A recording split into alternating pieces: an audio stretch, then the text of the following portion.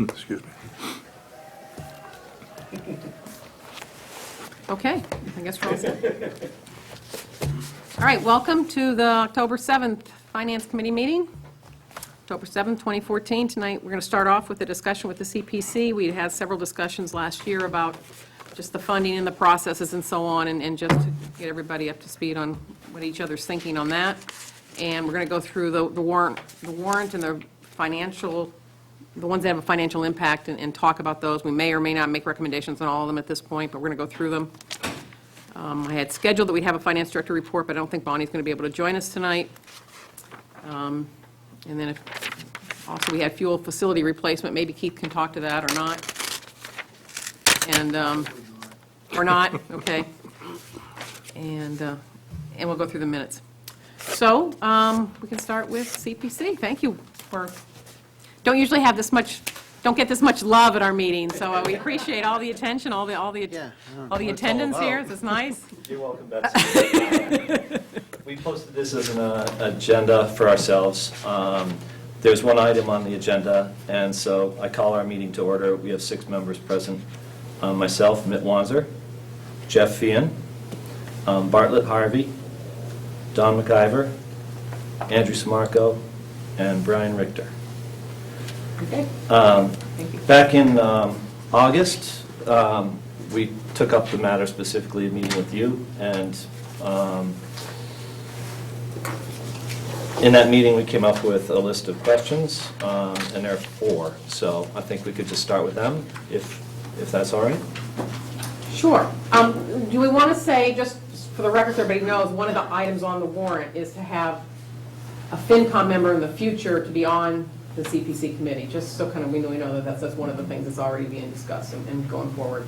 So, but otherwise. Right. Well, since you mentioned that also, in your meeting tonight, if you get to other items, these lists, the questions I have brought along from the committee are really broad, forward-thinking questions. Mm-hmm. So I don't know about the other committee members, but I'd love to stay and listen and see where your discussion goes with Article 6 and Article 7, Okay. and for that matter, Article 10, which is about a member on the CPC. Okay, great. The committee created collaboratively a list of questions we might ask the FinCom when meeting this fall, and here we are. 1, regarding the CP fund, what amount would you suggest as a reserve? What kind of project would warrant tapping the reserve, and to what degree? The reserve has varied over the years. It's not formally assigned as a reserve, so our fund goes up and down with annual income through revenues and payouts to different projects, and they vary wildly. So in a given year, we could have, historically, we may have spent as little as $10,000 and as much as $300,000. So last year, the reserve, as you know, went to 0, and we're close to it. And then, so therefore, it's in one sense, it's sort of a financial question in terms of, given the type of committee that we are and what you know about how these things work in towns, is reserve prudent? Because all it does is sit there. It's, I guess you could treat it as cash. I don't know.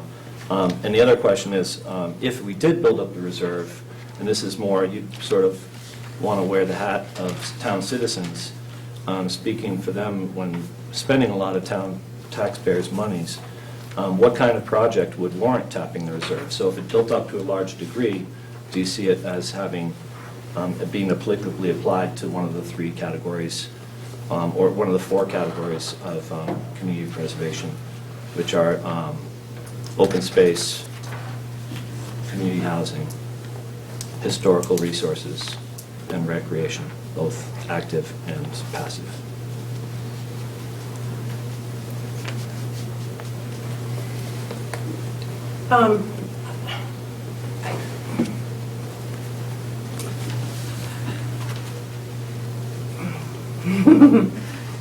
To me, this is kind of jumping in the middle. I guess what I would step back some, and again, this is just the conversation to get started, right? And I want everyone, obviously, to join in here. But it seems to me what we want to look at is the big picture. How much money is coming in? How much have you spent in the past for the different categories? Some of it's mandated, some of it's not. What are the big things that you see coming down? How much is committed now in terms of capital? Because there's some things you have that are committed already, right, in terms of year to year to year.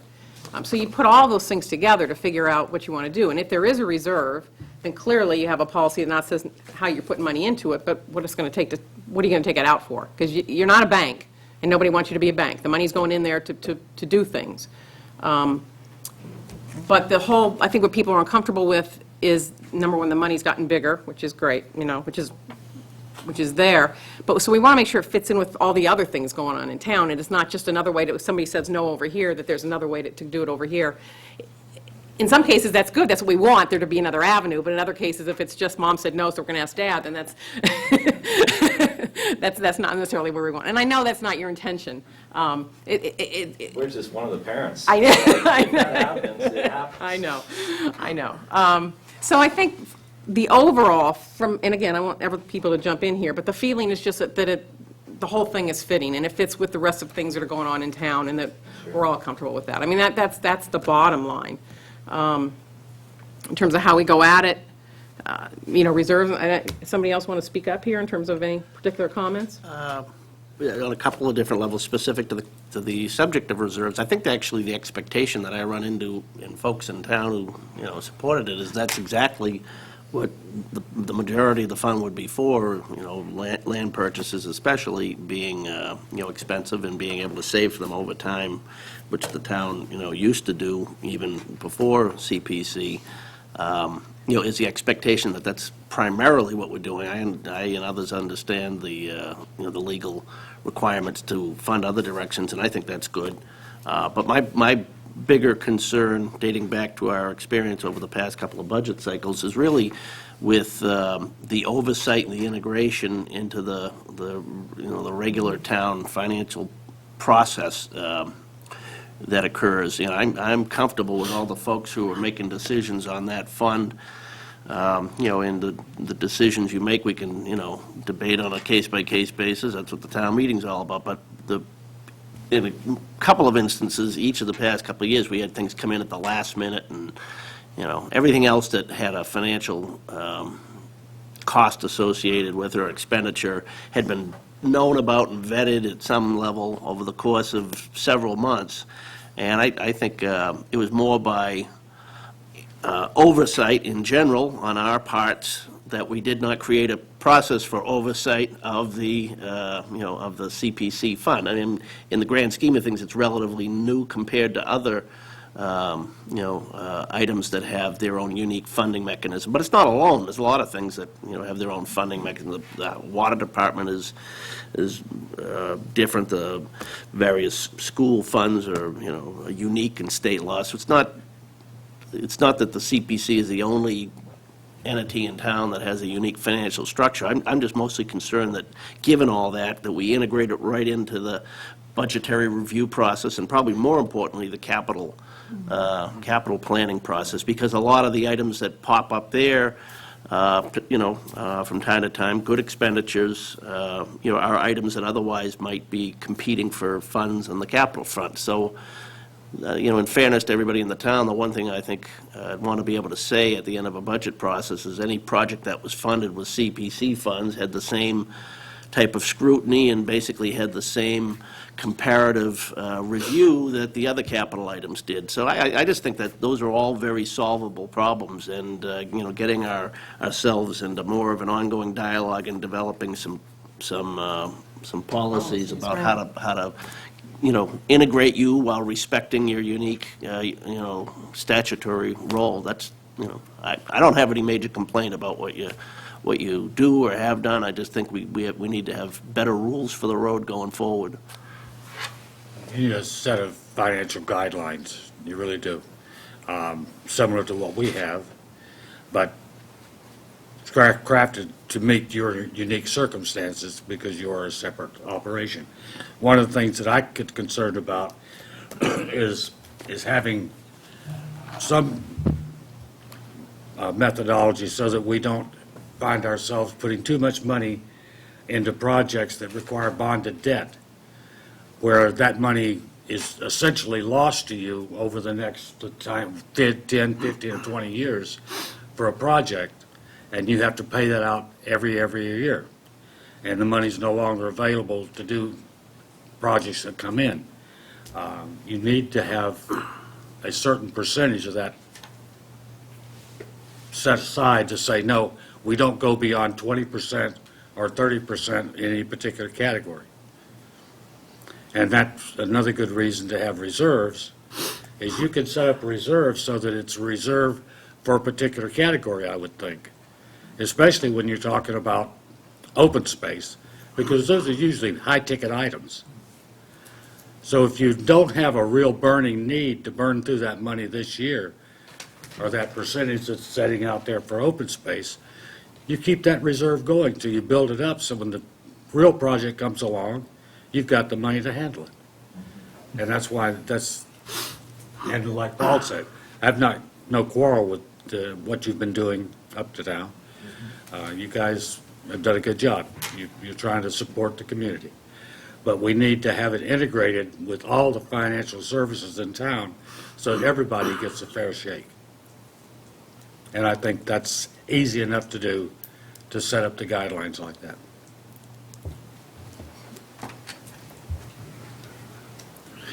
Has your committee actually set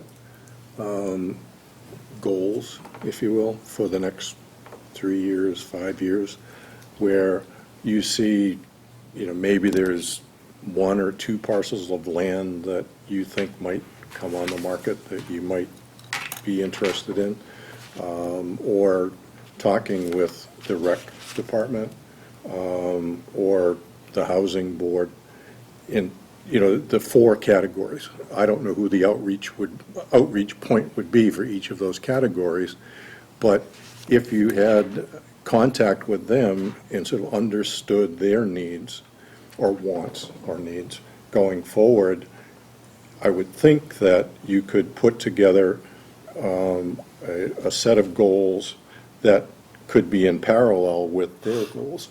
And I think, I'm just saying maybe in different words what Paul and Alan have said here, but to me, I would think that, you're one of the larger departments in town.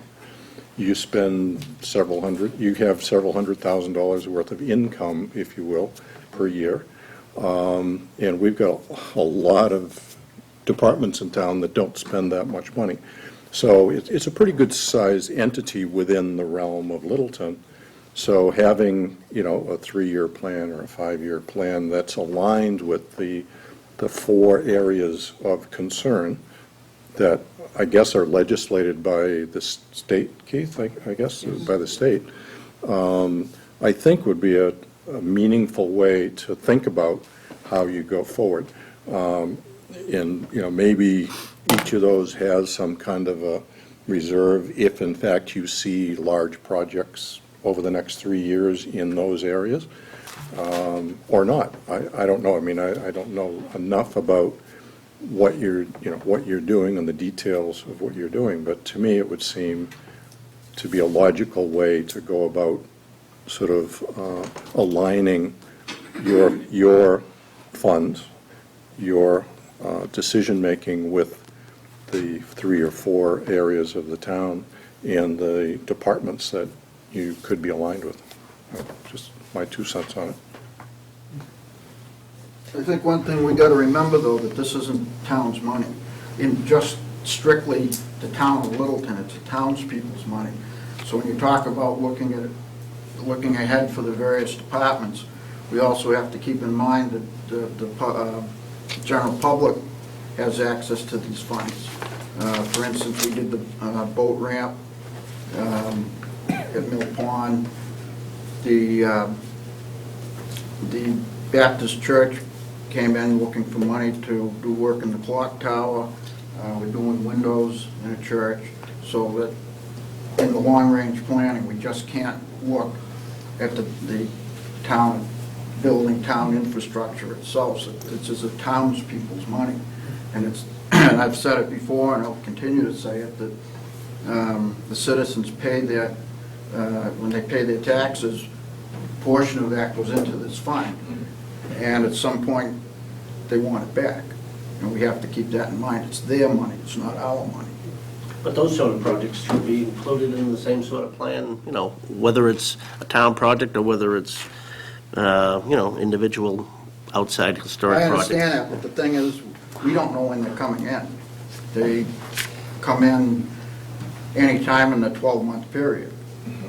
So that it's not like we can budget for those things, unless we put it off until down the road. You know, people coming in, of course, they're looking for the money in this year, or this town meeting coming up. Remember, too, we only have twice a year that we can put that money out. And if we say, again, there's been talk about going to once a year, now we're limiting the number of times that people can have access to their money. And I don't like that at all. This is the townspeople money, and they should be able to come in and have it available to them through the 2 town meetings that we have. All of our funds are town people's money. And when we spend any of it, it's all tax money.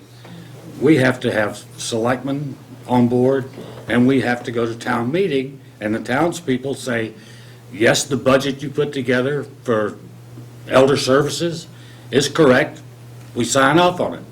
Or we'd like to, they stand up at town meetings and say, we'd like to put more money into this. And they vote it, and we end up doing it. And the point is that you have to do the same thing. Your money is town people's money, but so is ours.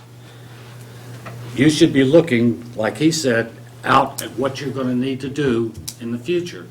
And yes, somebody could come in with a project, but it may be lower on your priority scale than this thing you're looking out at 2 years from now. I'd love to comment on that. I like that reference to Mr. Faulkner's question. It's really, it's a challenging question, and if we're talking about having a plan in place for how we spend money, I respect that, and that's a goal, and I think we'll be working on it as a committee, given your advice and the atmosphere that we have here.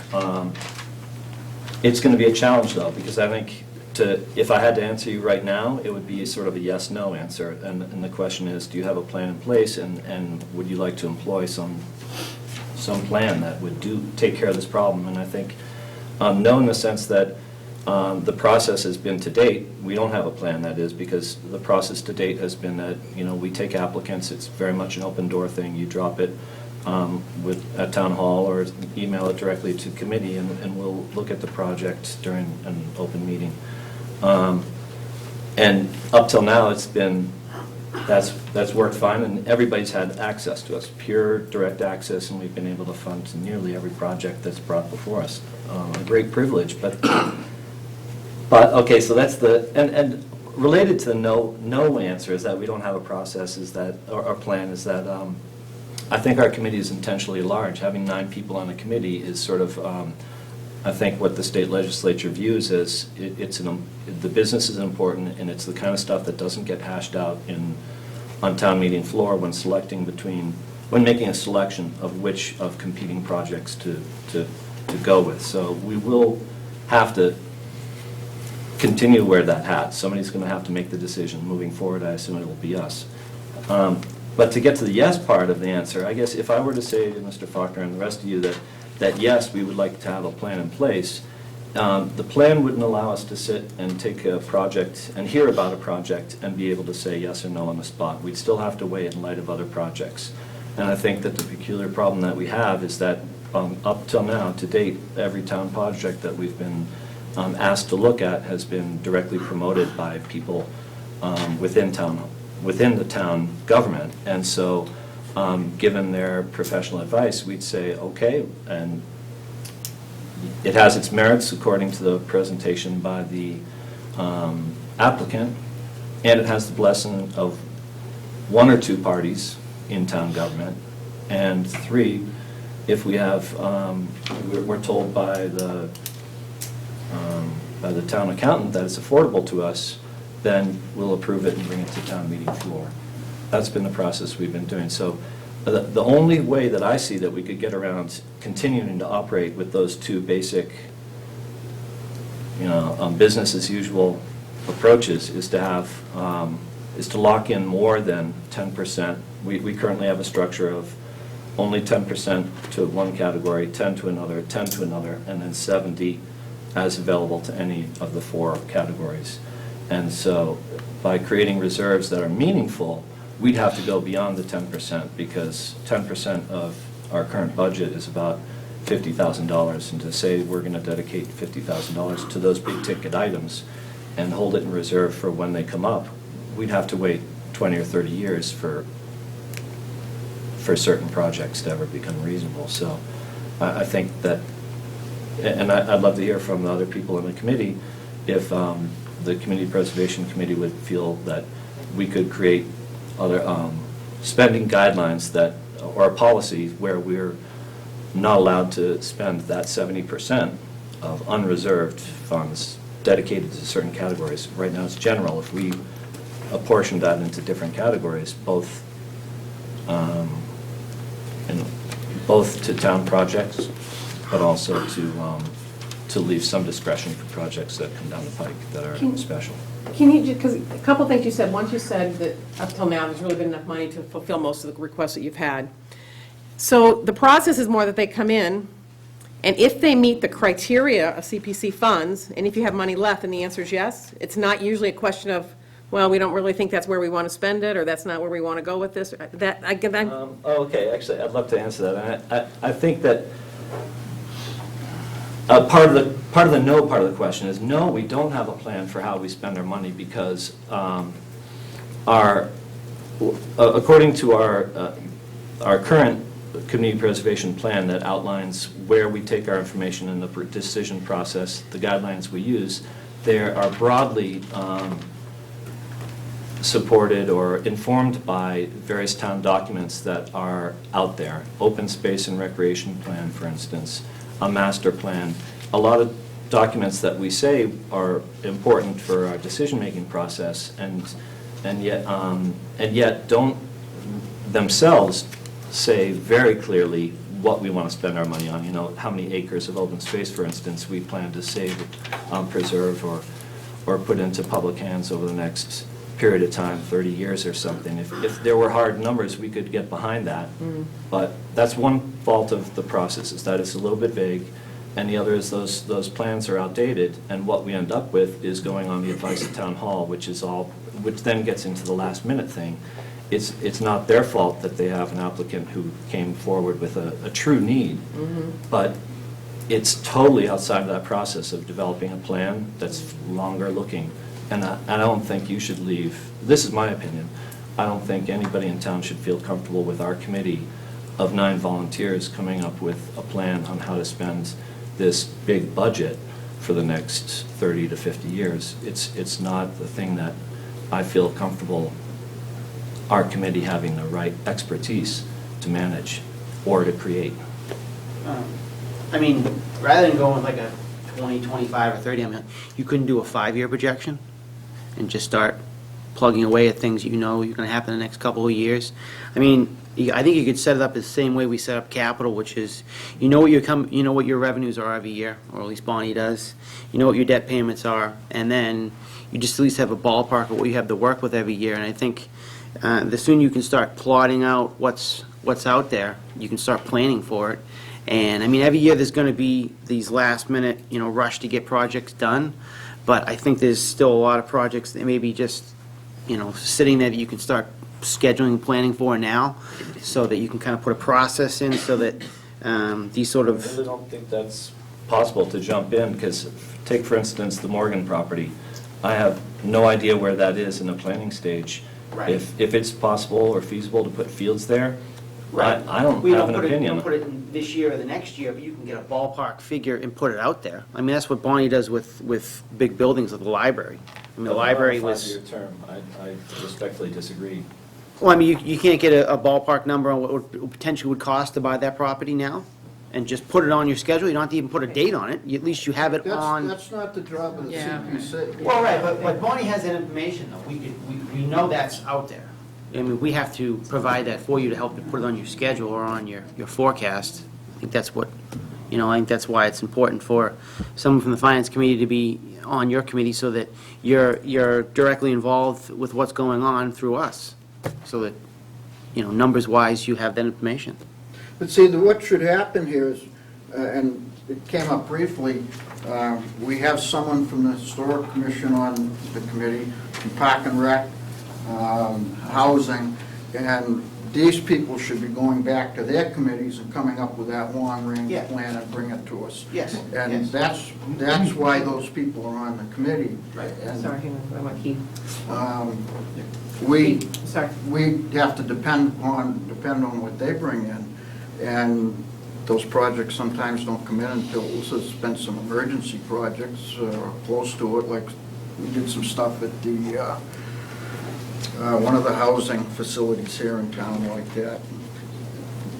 It's just that they're spur of the moment things. Just to follow up on what Jeff's saying, that I think that the answer is more long-range planning, not less. I think, my suggestion would be the time horizon should be 10 or 20 years rather Yeah. than 5.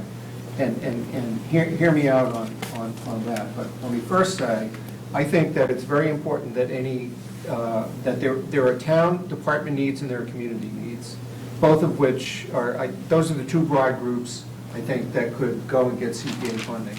We might have a school field project that we need to do anyway, and, or the Park and Rec project we need to do anyway, and it's either going to get paid for by the general fund, property tax, or if it qualifies, could get paid for by community preservation.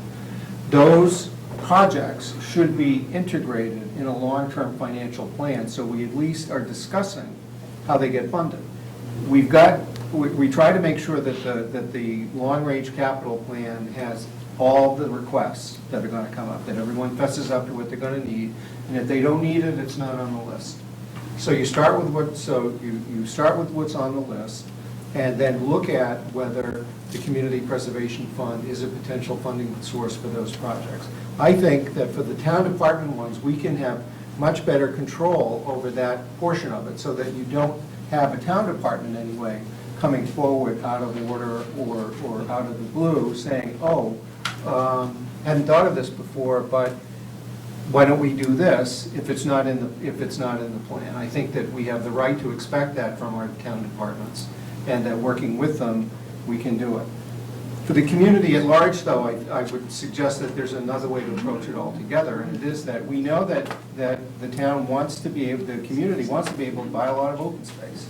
We don't necessarily know where, we don't know what it is. We have an open space plan, which would have acquisitions that far exceed our ability to ever acquire them all, whether by CPA funds or general fund revenues. But we can plan around some number. We could say, let's make one up. We could say that in the next 10 years we want to buy $5 million worth of open space. Okay, well then you can crunch the numbers, and with the help of the finance team, you can crunch those numbers, see what they look like, see how much money you'd have to be putting aside over time, and then have rules, have guidelines you go by that say, that's our goal, is to build up so that we have money, so that when desirable properties that are important come up, we have some money there or borrowing ability in place. If you had that, then what you could also do as part of your program is to say, all right, well, maybe a portion, a small portion, 5%, 10%, whatever, in a given year might fall outside of that. You've got your plan, but you also have to recognize there's some fraction of what the requests that might come in that are genuinely new, that are genuinely, oh gee, something just come up, some group we haven't heard from wants to do something. But I think that the key is having a long-term financial plan. You can do it not only for open space, but I think you can certainly do it for recreation and the other needs that are that qualify under CPA. But I think it's important, if you have that plan, and then then I think that CPC would be in the position to be able to say no to a project that doesn't meet the vision. Say, boy, that's a great, you know what, that project is eligible, that looks great, wouldn't that be wonderful to do it? But you know what, the higher priority of the community is to make sure that we have enough money to make, say, open space purchases under certain circumstances. I think that framework would help to, once we have a big community discussion about that, that you do that you do that by developing policies, by having public hearings, reach out, as Jeff says, to each of the constituencies, open space, historic, housing, and recreation that are eligible under the CPA, and you have a plan that we all look at, we say, yup, that's our plan. And what's more, if you have that plan, then we've got the new wrinkle under the CPA that we just recently adopted, readopted the CPA, the amended Community Preservation Act, that allows us to appropriate local funds, other local funds into the CPA fund for the purpose of increasing the state match. We've been working on that for years, and we finally have achieved it. We had town meeting vote last November, the election, the ballot question passed in May. We now have the ability to identify other revenues. We've been talking about cell tower funds all along as a potential, although the water department also has their eye on those. But there are some funds that we use for, if there are funds that we use for CPA-like uses, whether it's cell tower funds that we use for open space acquisition, or whether it's mitigation funds that the planning board goes out and gets for recreation. Those sorts of things can get added into the CPA fund, increase our state match, increase our spending power. But I would submit that requires a level of trust among all of us, that the purposes for which we're setting aside that money are known, and that we agree not only with putting the money in, but we also agree with how we're going to take the money out. And I think the way you achieve that is with a long-term planning process. So. Yeah, some comments about what had been discussed previously, but then some about what Keith has mentioned. Actually, there are lists of needs. There's no needs assessment done by the CPC, which I think is one of the problems. And there are needs out there in the open space and recreation report. They're not out of date. In fact, we're also emerging a new one. Andrew is the chair of that. And there are things out there that have needed funding for a long time. For example, Sanderson land, not so much where the development is across the road. There was a grant proposal for drinking water, which that would have qualified for.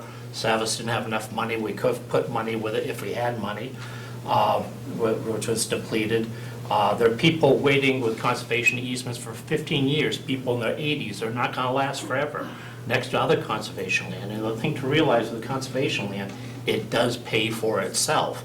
The initial part is that the funding in the beginning is hard to achieve. And that's why the Conservation Trust brought forth the CPC as a good financial plan to be able to fund that. And in fact, we went out, we did by petition, by voter in the ballot box, talked to 500 people who signed the petition. And what it was sold on was the three major purposes of CPC, which is housing, it's historic preservation, and passive open space. Over time, recreation got added. Then there was a little quirk that allowed active recreation where CPC hadn't been evolved. It was those three core purposes that it was sold on, and people had concerns that this fund would get used for other purposes. It would become a slush fund. And my perspective is that's what's happened now. We've actually stood it on its head. Open space traditionally has been the consumer of CPC funds. Now, the thing that does it is the secondary purpose, active recreation, that people didn't want to leave out, and active recreation that hadn't been originally purchased through CPA. That has dominated our funding for the last 2 years, and it looks like if this petition goes forth, it's going to be the third year. It's really stood it on its head. So, I mean, I guess that's a concern. And, that was, we looked at how open space was acquired before. Sometimes it would come up town meeting. Then there's a period where Paul put aside $50,000 per year for open space purposes. The cell tower money was another purpose. And, we partner that with grants. That's seed money that helps get grants. At this point, we know things are going to come up. They're actively there. The Cooper land, Fletcher land, who knows? That was one thing, the Sanderson land. We've been working on things like for 20 years, and they've essentially been ignored. And since the money gets spent every year, it gets flushed out, there's no way to plan ahead, and it becomes a crisis. So, the long-range plans should look at open space and recreation plans that have been in place, and they're fairly current. Some things changed a little bit, but they're fairly current. I know for housing, with a housing production plan, one of the core purposes, there's going to be a request that is asked to put a reserve aside each year. That's one of the core purposes. That seems to make sense. You can plan ahead. For the historic perspectives, I know both the Historical Society and the Historic Commission are putting together things. We're going into our master plan. All this stuff is going to come together. Those are the things we should focus on. The reason I think why the active recreation happens is because there's no planning for active recreation. Sometimes it's the school department that does that. The school department doesn't do it in this community. It's the town. Sometimes the town has an active recreation fund. We don't have that in that case. So all of a sudden, that gets propelled, and that sort of taps the money from the preservation purposes. Active recreation facilities was never the intent of CPA and CPC. And that's one of the problems we have. I would suggest for the people who want very expensive school facilities that maybe they should get together and have a bond fund. Maybe they should have a fund drive. There's a lot of enthusiasm for that. That's not saying active recreation is bad. It's just that's a different need that isn't dealt with. And CPC was for preservation, not for active recreation facilities. Brian? Yeah, this is a fascinating conversation, and this whole notion about that Keith and Fred and Alan and all have been talking about planning. It so reminds me of it was the last year or the year before we did the capital stabilization plan, and I remember us sitting up there saying, let's not spend every dime we get. That's not the criteria. Do we have the money in our hand to spend? That's not a high enough standard. We want to have a plan. We want to put some money aside. So when I hear it said as a success, we've been able to fund everything. Well, that's great, and also not so much. It doesn't mean that those were all projects that should have met the criterion of, as Keith said, the town vision. So I'd love to see us not spend every dime we have. I think the viewers would like us not to spend every dime we get right now, so that we can have some money later on. And the other thing I'll say, it's been suggested that if we ask this fine committee to wait and vet all the programs against each other at the end of the year, that, oh my gosh, somehow this prevents citizens from getting access to their money. I tell you what prevents citizens from getting access to their money is spending it ahead of time. Right now, what's my opportunity to go in for this? Right now, or I'm probably too late. So I do. I'll take a breath. So I don't buy it. I say we've been on a roadmap to do planning, and the bond agencies have rewarded us for that, and I think we need to continue on that vein. Thank you. So, the conversation, I think clearly one of the big changes is that in the past you have had enough money and things, and the money's gotten bigger, but now people also know that it's more of a funding, and so you're probably not going to be in that position going forward where you can do what you want to do. And so clearly it's going to have to be some guidelines or planning involved there. And we're not going to solve it tonight. The idea here was to have the discussion, right? And to get things started from that standpoint. And I think that's been helpful, because we both need to understand, obviously, we need to learn more, how you do this and how it's worked in the past and so on. And again, no one's saying that anything has been done wrong, and we're just saying going forward, we probably are going to need something that makes everybody feel more comfortable with it, that they're just more confident in the whole thing. Go I ahead. think we need some follow-up as well, not just a flash in the pan in one meeting. And certainly, I personally hope one of you will be assigned to our committee, but I think we need some ongoing discussion. Question I'd ask of any of you, Mitt, Don, or Jeff, in addition to the state requirements, which we obviously need to be very mindful of, you folks are probably very mindful of it, I hope the folks in our finance department are, but I assume that beyond that, a number of other communities who've adopted CPA, do they have long-term plans? Do they have oversight provisions? I mean, well, what's the norm in other communities? We have stuff we can look at from other towns? What we should look at, there's a website, they actually have 3 communities listed, and they, as examples, but there are many others, obviously, and they do a once-a-year grant award, as granting agencies do, to compare things. When I looked at it, I didn't see anything about long-range planning, but that's typically done. I believe Concord does that in other towns. But we need to look at what other people do. I mean, we're not inventing something new. Check them out. And I think, but it is new on a certain level too, that with the change in the CPA amendments, which are just 2 years old now, a lot of communities are faced with this same problem we are, I think, because the status quo, although albeit not a decisive plan, and I see that our roadmap ahead has like plan with a big check mark on our to-do list, but the status quo was not, in my opinion, so corrupt in that we were able to fund some very large land purchases that did put us in debt, but the debt was manageable annually, still leaving money to spend on other projects that were creative and fruitful. So the fact that each year we came relatively close to running out of money, the well did go dry last year, I think, and I don't mean this in the spirit of being defensive. I feel it's important to note that the circumstances have changed a lot, and so this is really reach out for help. That if people in town turn their back on the process, and we're left again holding the key and facing an applicant who has a meritorious project before us, it's going to be hard for us to say no. So we really need to get to this quickly, I think. And your thoughts right now in terms of the doing it as you go as opposed to getting them all together and then doing the relative merits? What is your...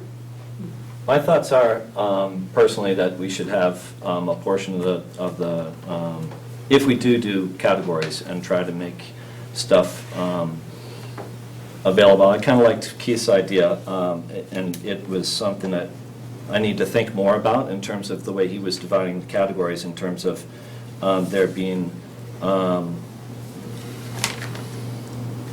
town needs versus community needs, and that when I first heard that, I said, oh, well, community needs, that sounds like the stained glass windows in the Congregational Church, but then the example he gave was open space as a community need, as one of the biggest ticket things. And I see, so I'm having to flip around my thinking a little bit to understand that, because if you asked me yesterday, I would have said, I'd like to see the town give their stamp of approval to any applicant before they come to us, and that we set aside a portion of the CP fund that's dedicated to town use, and it gets used every year, some of it for debt service, some of it for projects that are approved by committees that have met already and said how they plan on spending their stuff, because it's a recreation project and we're the Park and Rec Department, and so if that process went on, we could say, we're happy to say yes to everything that comes down the pike that's town approved, but it's pre-approved through some process out of our hands. And that requires capital planning review. So that would be one big category. The other big category would be discretionary funds. That's still first come, first serve, doesn't matter. It's all on the merit of the project. And in those cases, yes, definitely, we should keep open our process. Whenever there's a town meeting, we should bring whatever the newest project is up. We shouldn't wait till the spring to do that. I think that's an interesting concept, too, to have some of it really just be discretionary and have it there to go as you go forward, because that, you balance it. Yeah. Is there another? There's some difference of Okay, opinion. I know. Was there another hand back here? Are you accepting comments from the public? I'm not on the committee, but, Sure. okay. Jane Crisfield, Mill Lane. Betsy had mentioned that the CPA funds weren't, it wasn't a bank, but actually it originated as a land bank. And if you remember Pam Resor, our esteemed former state rep and state senator, she worked hard on this. She was a major advocate for open space. So it was originally conceived as a land bank. In other words, you take this money and you consider a large disbursement of it for open space. And then the original act had the three categories: open space, affordable housing, as mentioned before, and historical preservation. Those categories have not changed, even on this last amendment that they made to the CPA. Those are the major categories that should be addressed by our community preservation funds. The recreation part originally was tied to the open space concept because it was considered you might want to do some passive recreation on open space, but it was never in the category of those three distinct categories. And unfortunately, for me anyway, the change that they made to allow for disbursement of recreation funds on land that wasn't acquired by the community preservation funds for small communities has made a gold rush because it was originally intended to allow urban places access to community preservation funds because they didn't have any open space, but they had a lot of parks. They have a lot of historical buildings. They have a lot of need for affordable housing. So it's been very distorted, I think, as far as the amount of money that's been going for recreation in Littleton and in other small towns. So I hope that when you're making your allocation of money, that you keep in mind that it is originally intended to be a land bank, and therefore it means you should keep some money aside. You shouldn't disperse all of your money because with open space, you always know there's going to be something coming up that you hadn't planned for. As I guess Don said, people die and land becomes available. It's something you don't know and you haven't been able to plan for. And I'd like to make another point as to I think people should come in, the interested parties should come in during the year, make their case, determine their eligibility for funds that fit a certain category. But no promise of any money should come until budget time in May. Because then you see the whole picture of people who want access to the money, what their qualifications are, and you can make your determination. And I think the CPC has a lot more authority than they take. I don't think you realize how much authority you really have. And I kind of disagree with Keith when he mentions we have to consider, for the CPC, they have to consider community interests and departmental interests. The departmental interests come up in May looking at our total budget. The CPC funds are community funds, community preservation funds, and that's what it's called. Thank you.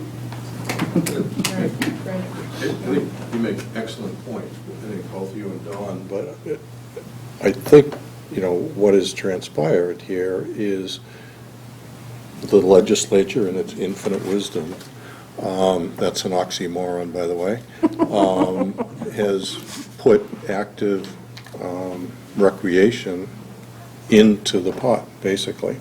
So rather than a three-legged stool, we now have a bit of a wobbly four-legged chair. And what we're seeing in the most recent round is, to Don's point, it took a lot of effort by a lot of people to talk to 500 people, and that was a pretty active town meeting when the CPC was basically anointed and accepted by the town, and the town accepted, in effect, an override, a 1% override on their taxes to fund this. Since that time, the legislature has put that fourth leg on the chair, which is recreation. I'm not sure of the exact number, but my sense is it's somewhere north of 200 signatures, Keith, that's on the petition, that's pushing the fields at this point. It's 150. Okay, so, okay, it's, for Littleton, a fairly large number of citizens want to spend their money on recreation. So I think I sort of fall back to what are the policies and procedures of the CPC, and where does the CPC truly believe they should be spending the town's money, the citizens' money. I really think that the policies, procedures, and the goals could give you, sort of a leg to stand on when these projects come in. But like it or not, I mean, it is a legal use of the money. It certainly wasn't an envisioned use when the CPC was put in place. And if the town feels strongly enough about it, that the money truly should be used for the original three legs of the stool and not so much the fourth now that you have, then I think you've got to get out to the townspeople and have them come back and tell us what they feel we should be using that money for. It's not something that is any different in Littleton than it is any place else that the CPC activities are being held.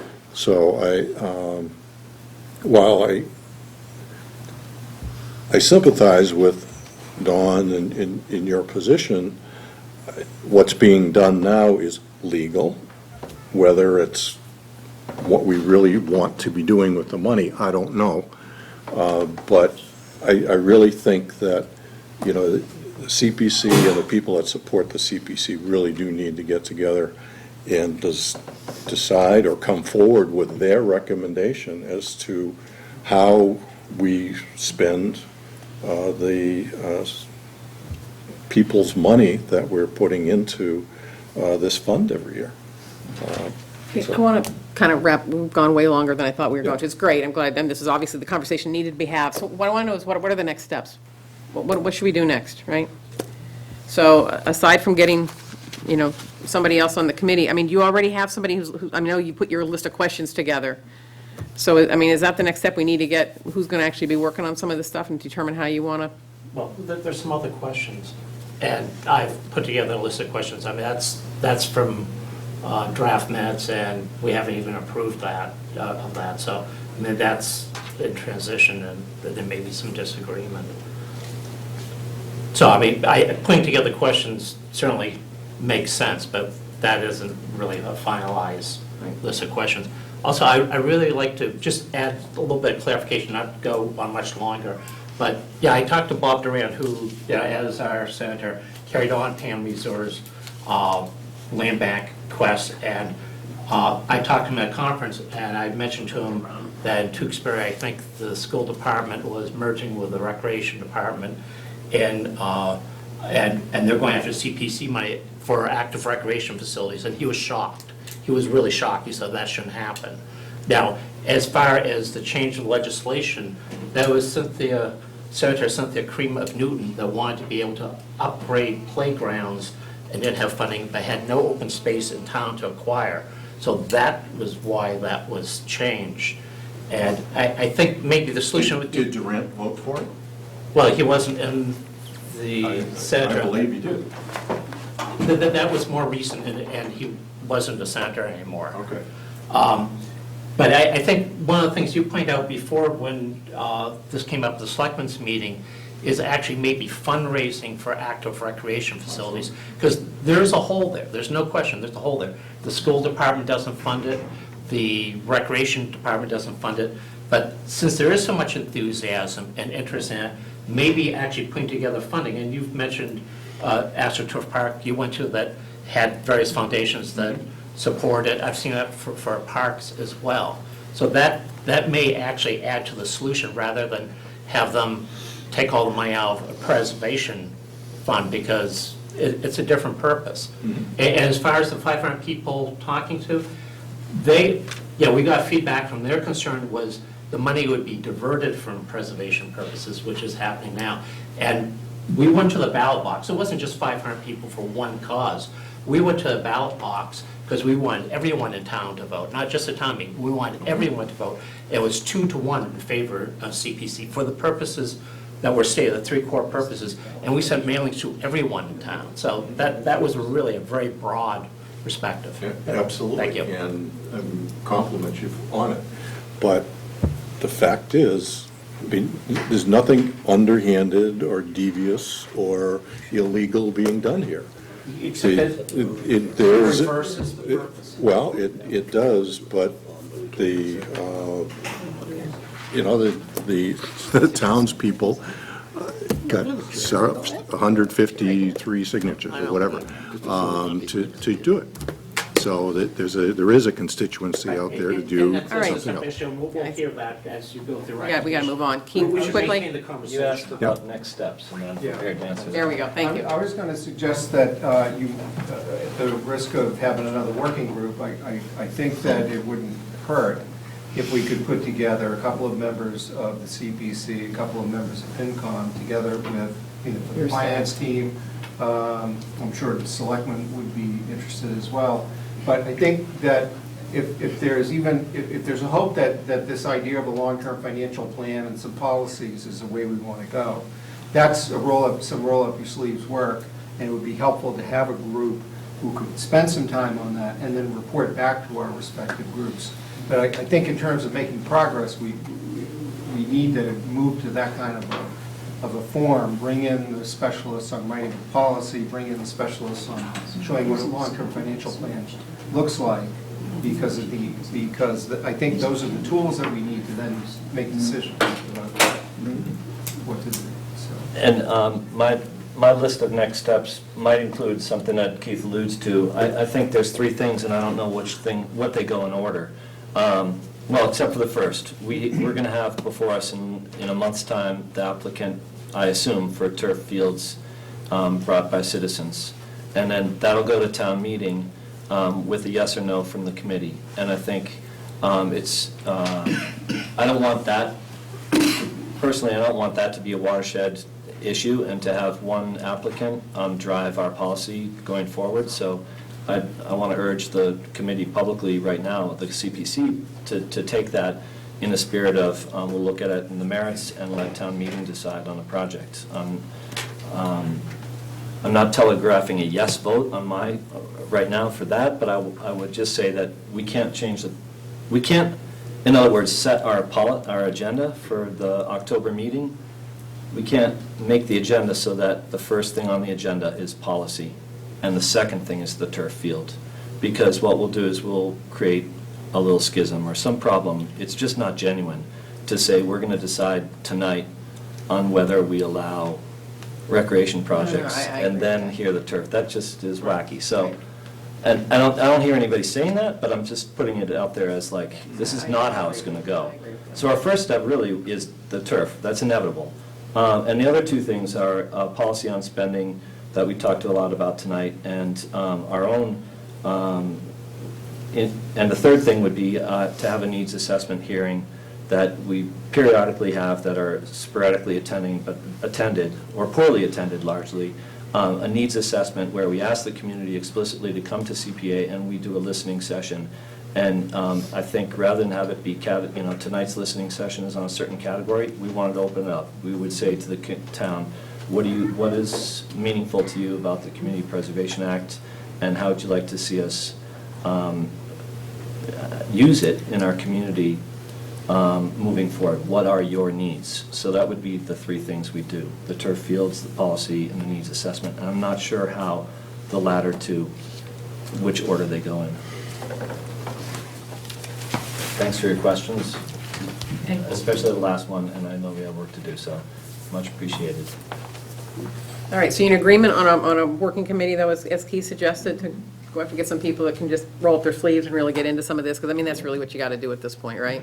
Yeah, With the, I think so. There's a lot of, There's a couple on our committee who would love to do that, I'm sure. we'll make sure we get a good balance of people coming from different, because I know there's a lot of people feel strongly, and that's great, so we need to make sure we got a good balance of, because it's important, because you said, it's the community's money, we need to make sure that it's well represented from everybody. And And I then want we, to say, I hope to the Board of Selectmen, it would be Yes. great to have Keith on that as a person who is knowledgeable, but also I think someone from the Board of Selectmen, if possible, would be great on that he working. suggested that as well, so, okay. Sure, let's sign them up, they're not here. Right, exactly. That's okay. Clarification, you're going to vote later today on your recommendations? We're going to go through them, we may not vote on all of them, because we may not have all the information we need tonight, but we're going to go through the warrant Just tonight. checking. Yep. Yeah, thank you. Okay, all right, thank you very much. Thanks. Okay, moving right along.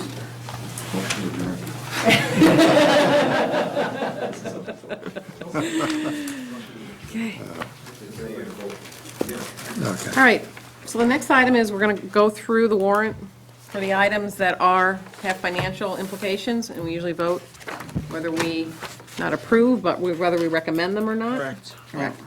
Recommend, Nice to right? see you, by the way, thanks for coming. I know it's a tough day too for you. Yep, Thank you. no problem. You all have documents from, well, I know I sent you.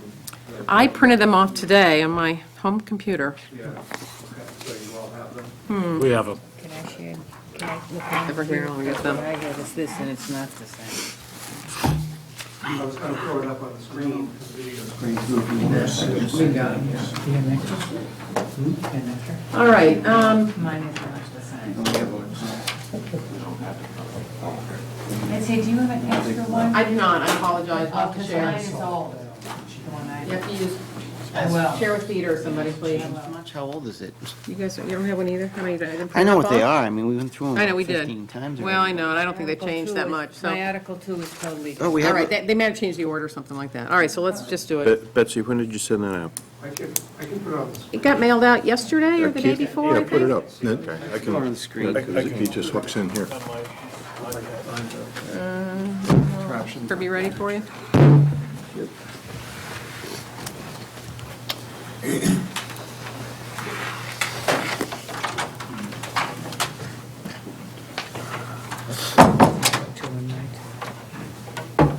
It's quite a difference. It's a huge difference, that's. In fact, we go through this once, you keep this for your working notes. Okay. Yeah, I'll sit here. I'll follow. And I suspect these are related. And put How much some- impact?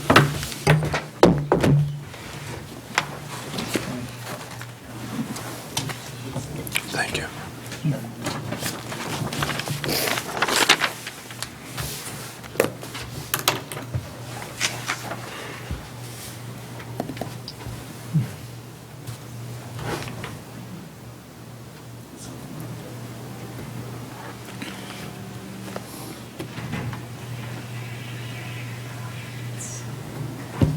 You had a long day. yeah, it was just a late day. Nothing serious, is it? So anything serious going on? Just a lot of work. We got a $2 billion project and program, and there's a lot of stuff. Thank you, LCTV, for the video. Yes. Policies and procedures. Okay, so Article 1. Article 1. Bonnie found one unpaid bill, and Bill's unpaid bill from Public Buildings. Bill Cole, $315 for an electric bill for prior fiscal year, so we will be moving that amount in Article 1. Okay. Motion to recommend that article? Recommend. I'll second. Yep. Second. All those in favor? Aye. Aye. Any opposed? Okay. Next is Article 2. adjustments to the fiscal 2015 budget as adopted at the Maytown meeting. Bonnie's, and Bonnie's not able to be here tonight. We think she'll be better real soon, and we can't wait. We're just holding it together in the meantime. But there's a total of $61,000 worth of transfers that Bonnie has come up with. And I'll go to top of page 5 in this document is what the transfers are. There's $33,000 that's coming from the employee retiree benefits line, and another $27,900 coming out of short-term debt. That total of $61,000 is then applied to 3 departments, to the dispatch wages, to Elder and Human Service wages, and to veterans benefits. And then just scrolling back to the explanations on those, the dispatch is, it's $10,000 for an unanticipated increase in overtime as a result of staffing turnovers.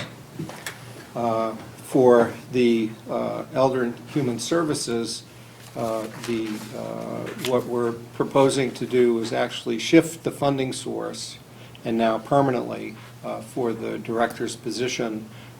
Since the time that we made the director full-time, we went from part-time to full-time about 3 years ago, I think.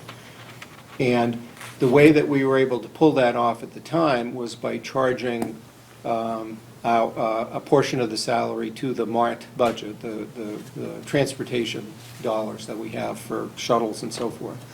Well, in the meantime, the shuttles have taken off, that the service is going up. When we're doing a needs analysis of what do we need to do for the elders in particular, and we know transportation is going to continue to be very high on that. We've got a number of initiatives we're doing with transportation. And frankly, what we'd like to do is transition so that our transportation dollars, the dollars we have from MART, are going to transportation services directly. And we've had the situation where we've gone back to the Council on Aging to say, well, because we tapped $16,000 of transportation dollars to pay for the director's salary, we ended up not having enough, in some cases, to cover all the transportation expenses. So we, with Council on Aging's help, tapped into some of their gift funds in order to make it all whole. They were not happy with that. We saw it was not sustainable to continue to do that. We would like to be able to be making much more progress with transportation. We're working with our fellow communities in in the region to make the case for getting additional state funding. We're going for grants. We're hopeful that we will be able to divert some of our MBTA assessment dollars towards increased service in town. But frankly, it would be a stronger argument if we were clean on what we're spending our transportation dollars for. So in Barney's estimation, that now's the time that we can do it. We have the funds to cover it. It does mean a future commitment to funding the salary, Elder and Human Services salary out of the general fund. And I've got to say, when I look at the list of goals and priorities the selectmen set, meeting the needs of the elders is continually a high priority. Right. And I think this is part of it, and then not asking them to help us when we fall short on transportation, because we're funding their staff person with transportation is the way to maybe fix this for the future. So the 16 grand makes Elder Services whole? The 16 wages? 16 would mean that the fund is paid for the general fund for staffing, with the exception that there are still hours for Tina that come out of, come from the Friends. And formula grant. Still, Right, and formula grant, right. Okay. But as far as the director's time is concerned, this would have all of her hours on the general fund. Okay, so is some of Tina's hours all that's left sort of hanging out there that the general fund is not funding? Okay. And the driver's center are all funded under the You're transportation. right, that all, Yeah. yeah, that's all related. Okay, great, thank you. I don't have any problem with the expenditures, but the transfer from line item 720, the short-term debt, I mean, is that consistent with our adopted financial policies, which prohibit using money that was directed toward debt for operating expenses?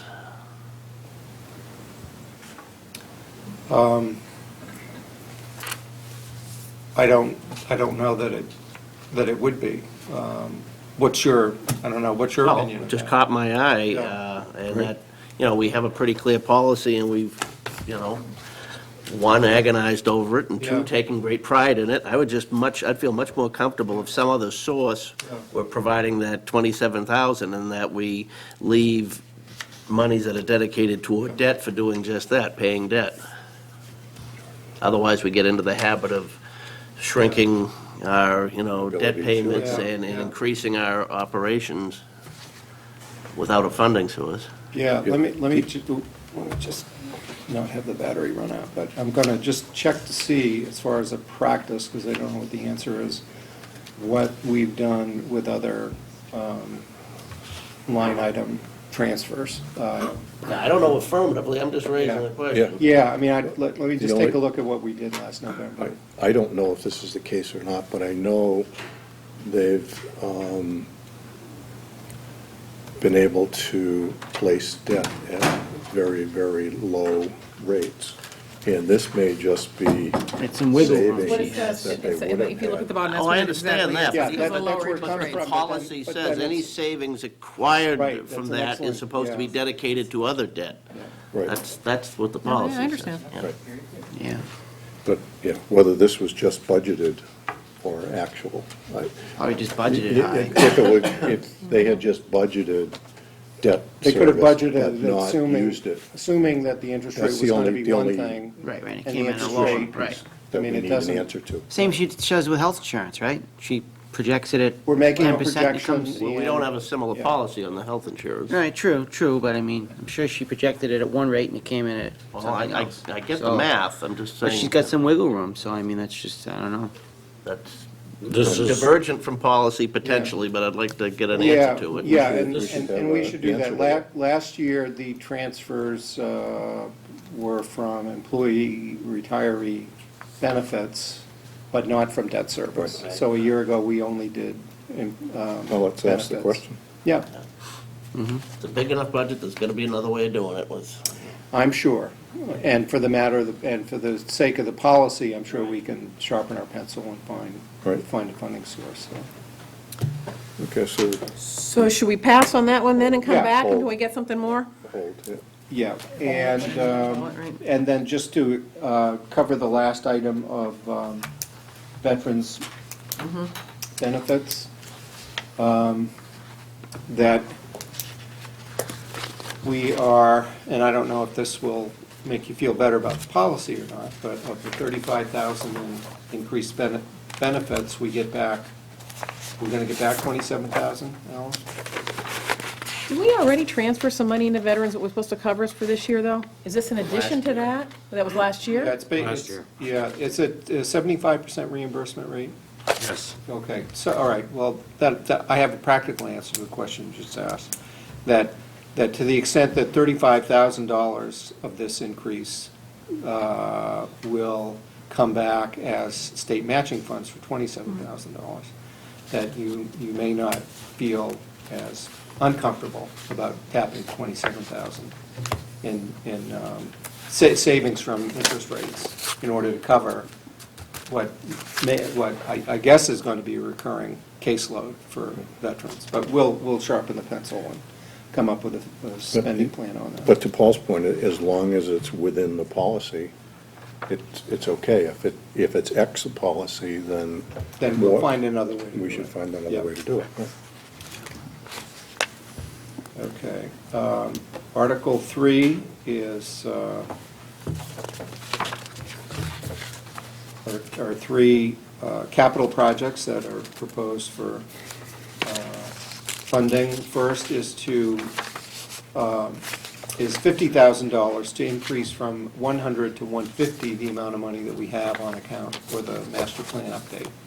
Probably still need more, but we figure if there is this amount in one-time revenues available, we should go for it. I don't know, should we back up to say,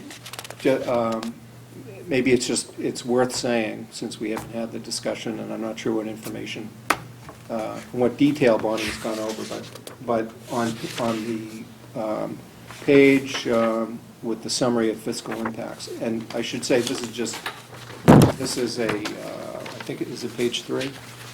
Yeah, page 3. There is, and this is a draft document, there's sure to be some wordsmithing, but the number that's available for this town meeting is $297,000, and that's the amount that we don't need for the reserve for snow and ice because it didn't snow as much. And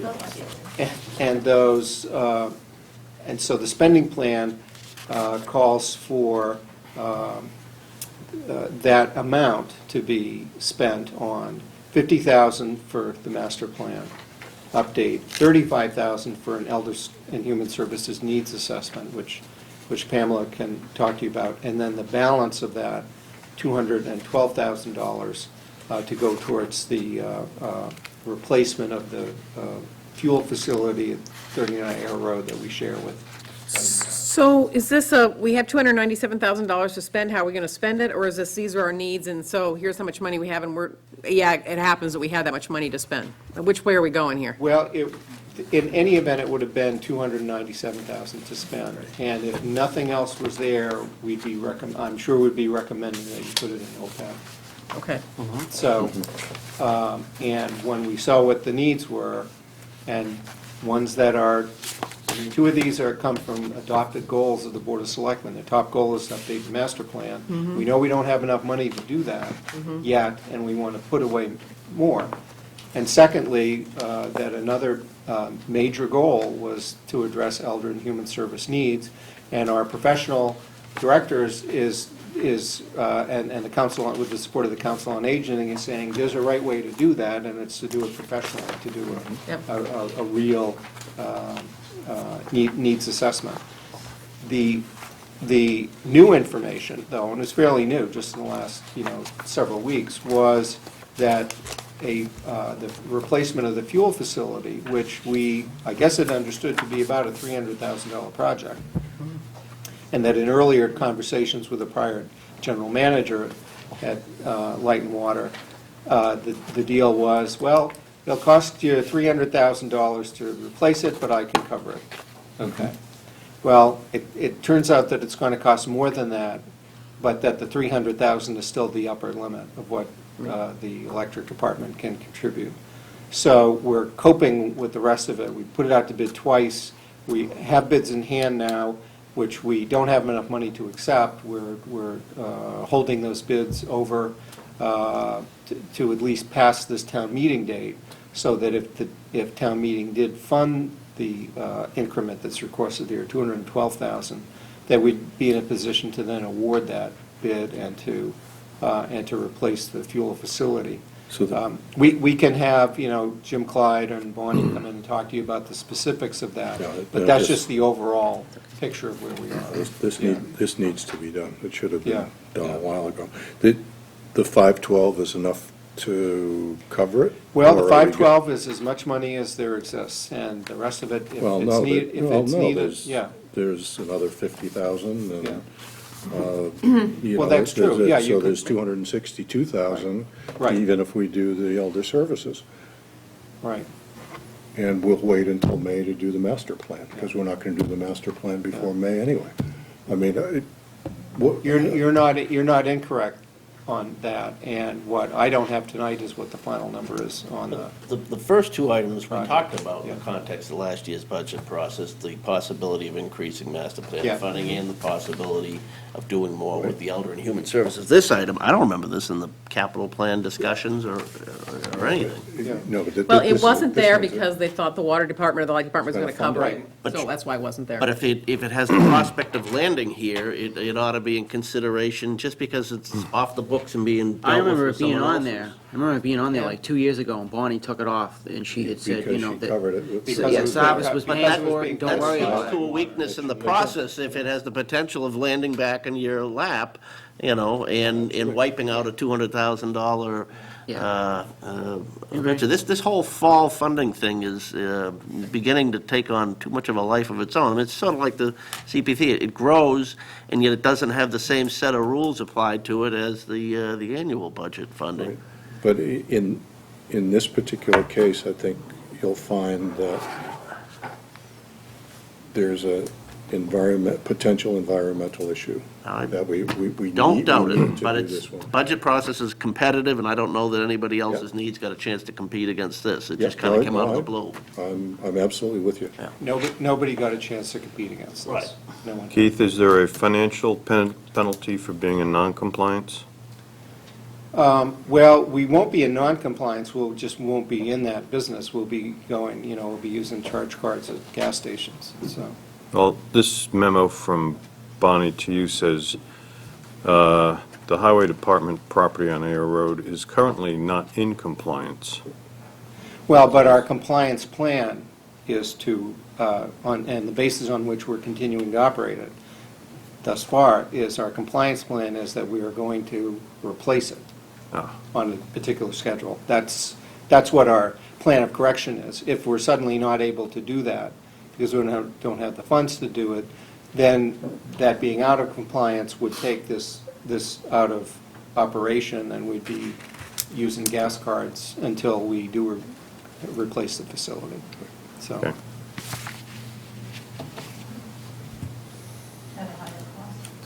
Go ahead, Brian. Just a question, I mean, just when Keith said, to your question, is this the actual amount we need to spend? When Keith said, no, that's the money we have to spend, that made me very nervous. We don't generally fund a thing when we don't know what the amount is, because if it's 212 over 300 plus another 50 plus another 20 plus whatever, I mean, it's already gone up, 80%. There's a contingency amount in the budget, and I didn't bring the detail on this project here. Tonight, I didn't know that how much level of detail we'll be getting into. But there is or will be a total budget number, which is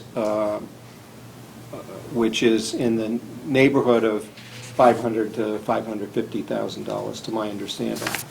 If there's a portion, whatever portion goes over 512, we will pay for out of our operating budgets. So because it has to get done.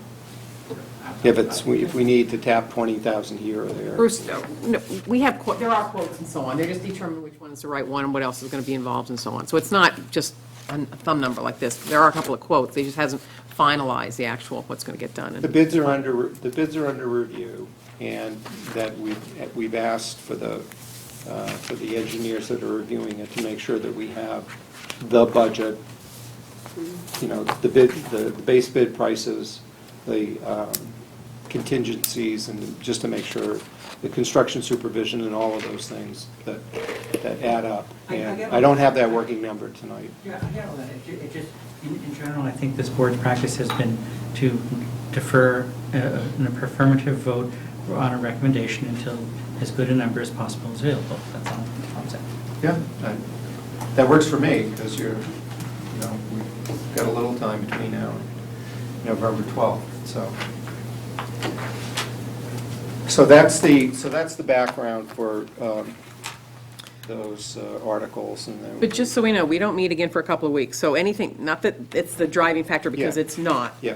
But if we vote tonight, it gets in the book. If not, we're going to miss the printing. It's in the book. What will be in the book, the Board of Selectmen has voted to recommend all the financial articles. I just want to be clear for except everybody. That's the difference. We can yeah, vote later. It just won't be said in the It book. would say, instead of saying all of the recommendations forthcoming, Right. yours, Selectmen's, Yep. whoever's, it would say, Board of Selectmen recommends, Finance Committee recommendation forthcoming. Yep. That's, it Yep. will go to the printer in that format. You should take your vote when you feel confident that you have Yep. enough information to advise the voters. That's nothing new. We always have a couple that we have not voted on until the last minute. Next, So Article 3, we want to hold that one then also, until we find out more about the fuel facility? Yep. Or do Sure, you that's want how to we vote do on it? Hold? Hold. Okay. Next, we have, Excuse me, yeah. we have the Director of Elder and Oh, Human you were Yes, going to talk, let's do that now while you're yeah. here, excuse me, thank you, Fred. Should we, About, at so least- you Came don't sat have to through all come back to this. talk about the $35,000 project. Oh, no, please, I'm so sorry, Pam. That's all right. Thank you, Betsy, so much for squeezing me in. And I promised you that I would make this brief, which is why I did the talking points and passed them out to you so that you can look at those at your leisure.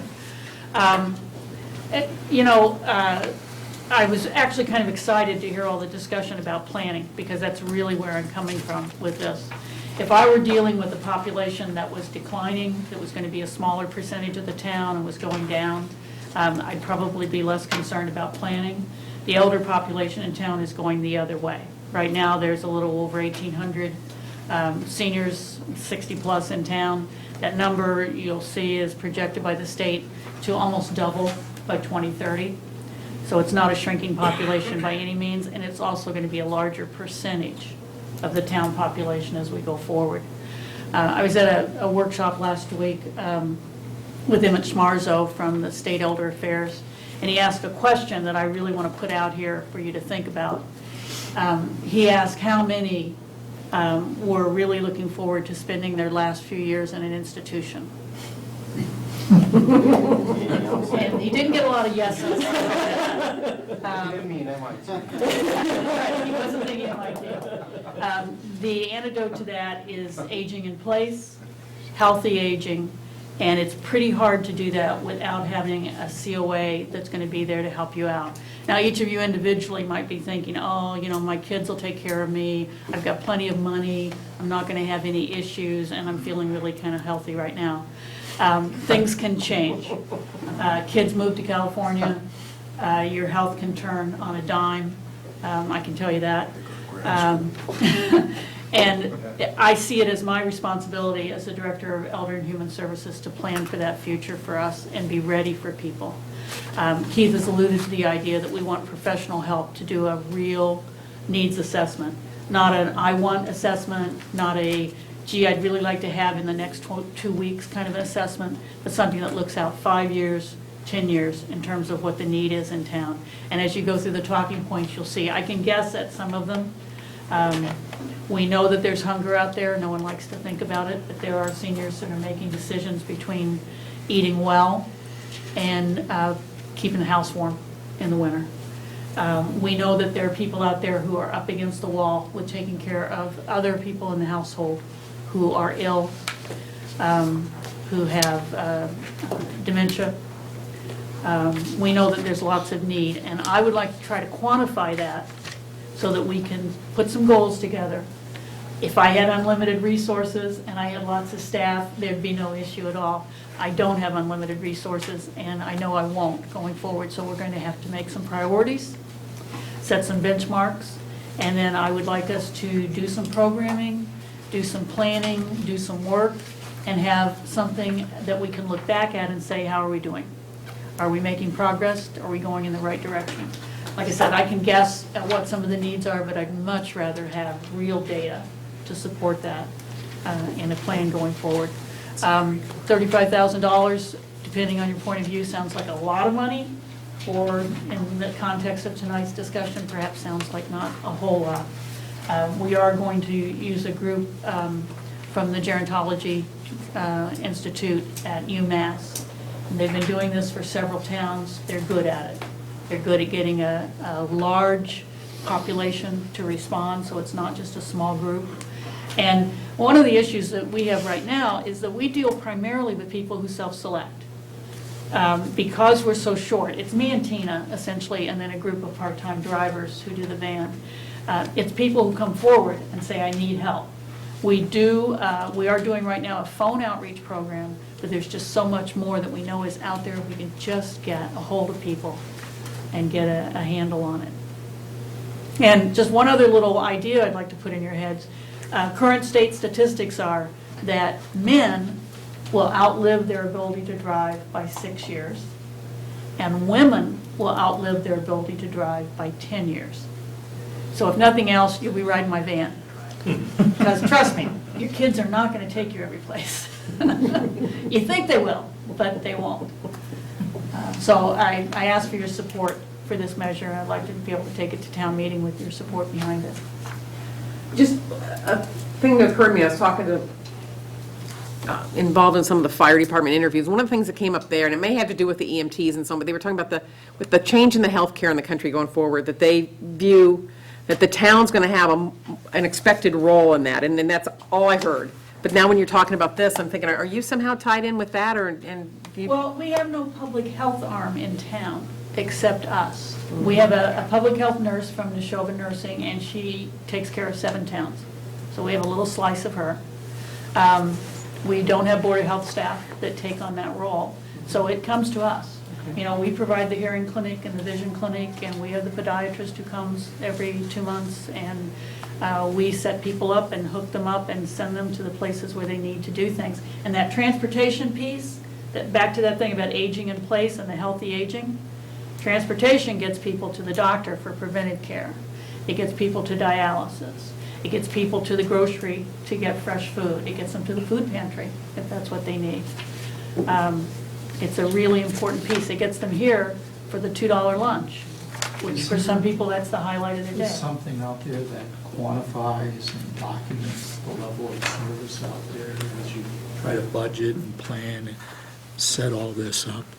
I mean, there's so many, the statistics out there that you're already showing about how the folks are aging and all that. But, what's your vision for how much is needed? Or is that what this study is going to address? This is what I want to do. So we don't have anything at this point? Not really. So- There have been some surveys done, but they're very short-sighted, and So they're very right much now, wanting. we're essentially creating a whole new department from scratch in terms of what we need. We have 2 people, but in terms of what our mission, vision, and the level of commitment as a town, we're building that up. Oh, sure.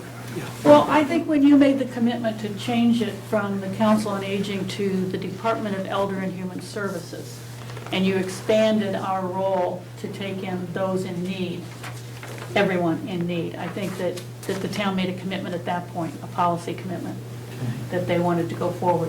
When you made the commitment to change my role to a full-time position, money's policy, and that was a policy commitment that you recognized there was a need there and needed to move in that direction. This gerontology group is very skilled. The first thing they'll do is go out and get all the data that is there, so we're not going to repeat any of that. They do a very strong demographic review, and then they'll dig in to the areas. And we are going to do some things to make sure that it's not just done in a vacuum. There will be focus groups. They do what are called key informant interviews, where we speak directly with people like the fire chief, for example, who has a real insight into what happens with elders in the community, and that public health nurse that I mentioned. There'll be public meetings as well. So the near term is to get the gerontology department on board and get them doing their analysis. I've been working on this since last October, and I have a subcommittee of my board that's been working very hard on this. But what we keep coming up against is there's just not enough resource to actually pull it off. We know it needs to be done. We've talked it through. They've come from the Gerontology Institute. Dr. Mutchler has come and has spoken with us. But in order to really do it and do it professionally and do it right, we need some funding. And what are we looking at, like 1 year, 35,000. 2 years? 9 months. 9 months. I'd like to recommend that we take a vote on this particular piece of the article. I think it's well worthwhile. And the other 2, I'd like to hold back and see if we need to shuffle any of the money out of the master plan to support the other. I think if there's a need for more money for the for the third item, the new item, the fuel facility, then it shouldn't automatically be at the expense of the master plan. So Whatever. I would rather treat the article as a whole, wait for the further recommendation, or, I'm certainly supportive of this piece of it, but we're not in the habit of voting parts of articles. There, I believe in town meeting, they could be separated on the floor Yeah. and be voted that way. So I think that it's not unheard of for us to take a position on one or Hasn't been more presented pieces. as- At this point, though, it would just be a matter of getting in the book or not, because we're still going to vote on the whole thing eventually anyway. So is there advantage of just doing piece of it now, when it's really kind of an interim step Well, anyway? Well, that vote allows Pamela to go. Yeah, To that- go. Well, we can vouchsay, everybody supports the They're funding with you. for the, That's not Wink, gonna be a wink, problem. nudge, nudge. That's not- Yeah, Say I no mean, more. But, yeah. What everybody think? I'll go with the I- will of the group, but I I'm- certainly I'm- will support Of the it. three, I support that So- one tonight. Yeah. I will vote for it, or I'll just vouchsafe, whichever you want to go. Yep. I'm in agreement. That we should vote, we should do a formal vote on the third one, or No, or they the would- second one, I mean, or Just informal. Yeah, okay. Agreement. okay. Just so that Pamela doesn't Okay. have to come back. No, no, no, Yeah, no, no, You know, absolutely. that I is- do. we're on All right. tape, we're on record, So everybody's giving you the. Who would like to, They're right. supportive, and when the time comes for a vote, that you won't need to do any further convincing. So. But you're welcome to come back anytime. Because we're so much fun. Don't call us, we'll You know, call the you. elderly don't like to come out at night, so Pamela has to work that. Pamela has to work. Kick them on the way out, Pam. Get my beauty sleep. Yeah, that's right, okay. Great. Thank you. Thank you very much. Very informative and. Good job. Yeah. Thank you. Okay, I meant the people that you work with. Oh, yeah, you can't backpedal Well, fast hear how enough. it came out. Hey, you can't backpedal fast enough. Yeah, there's actually plenty of other. okay, Article 4. Moving right along. Yeah, before Pamela leaves, there are two other articles that are being brought forward from Council on Aging. And Article 4 is a proposed increase in the property tax deferral program for seniors. The Council on Aging had recommended this article, the Board of Selectmen approved it, and it proposes to increase income eligibility from $20,000 to $50,000 a year and decrease the interest rate charged from 8% currently down to 1%. This is a program that allows qualifying senior citizens to defer their property taxes.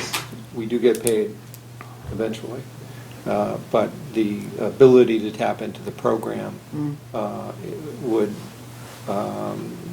depends on what the criteria are, and the hope is that there would be some additional folks that would take advantage of the program if the levels were changed. And the finance team and the selectmen are in favor of this. Yes. Okay. The selectmen voted last night on this one? Yes, they voted to recommend this Okay. one. I wear two hats on this, being on the Board of Assessors and also being on the council. This one's a real win-win. We do get the money back.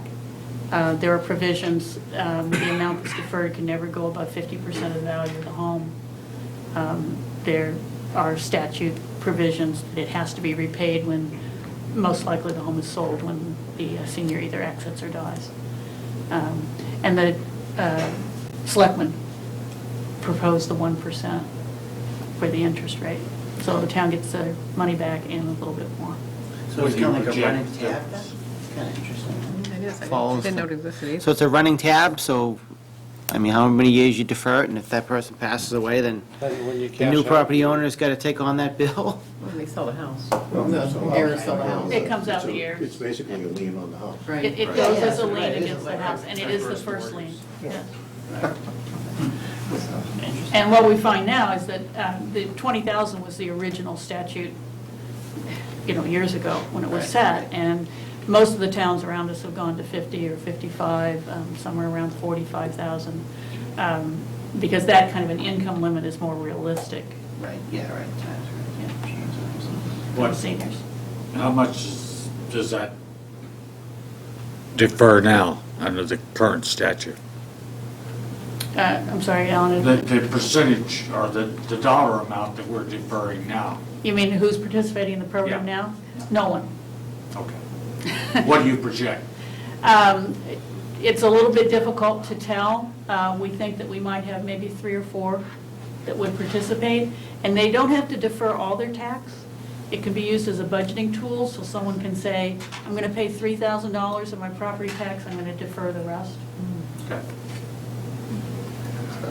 That's great. I'll move that People we stay in their homes, it's great. accept Article 4. Second. Or recommend Article 4 as written. All those in favor? Aye. Any opposed? Okay. Absolutely. Okay. Then in Article 5, it's amending the personal exemption amounts to increase from 20% to 50%, the amounts for, the exemption amounts for qualifying elderly, disabled, and blind persons. We've been voting the 20% figure since 2001. And the impact, the estimated impact of increasing from 20 to 50% is $9,000.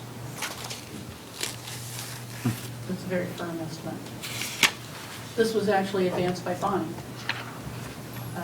This is a situation where we have our choice on how much we could choose to exempt.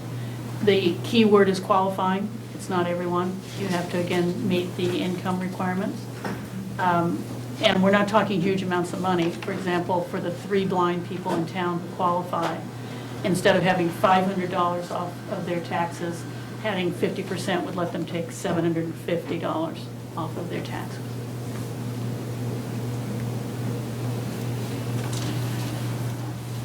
What are other towns going with? Same thing, or what's? They're all over the map. They really vary a lot.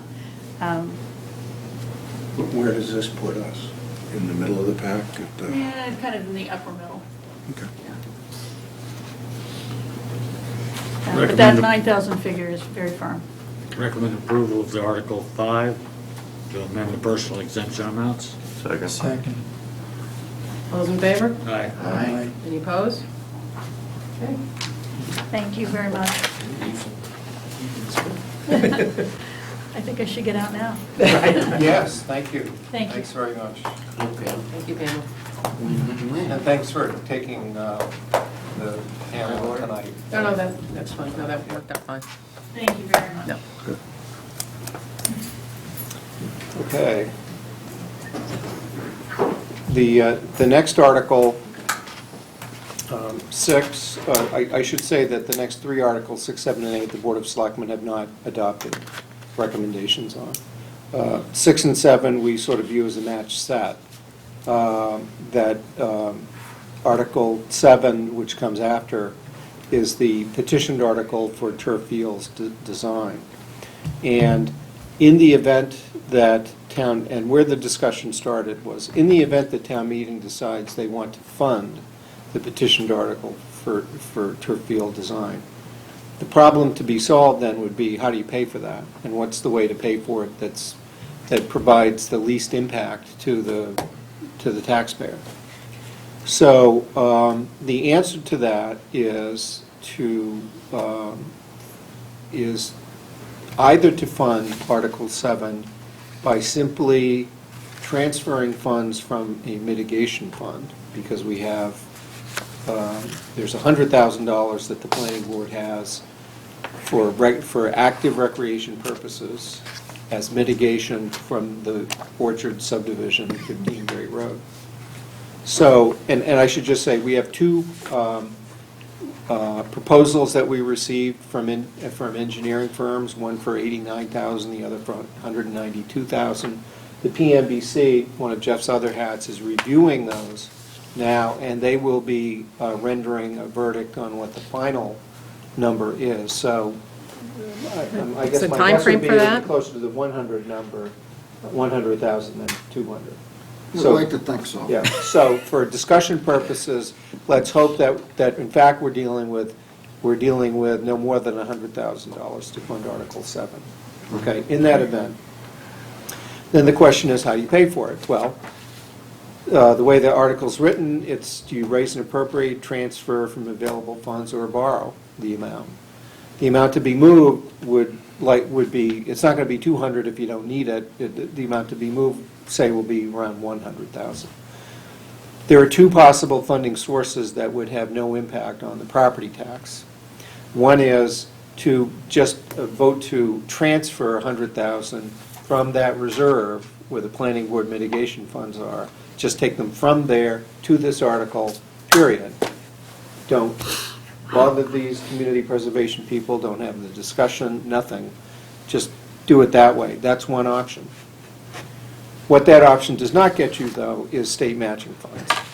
And that's sort of the whole complicating factor here, that if, the way the law is written, if you take that $100,000 in mitigation funds, which is what we propose in Article 6, in the first part, it's here, you've got 100,000 from the Orchard subdivision mitigation reserve. That's just for recreation.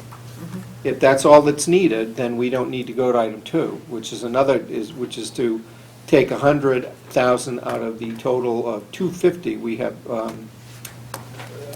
not to confuse it too much, but we have 200.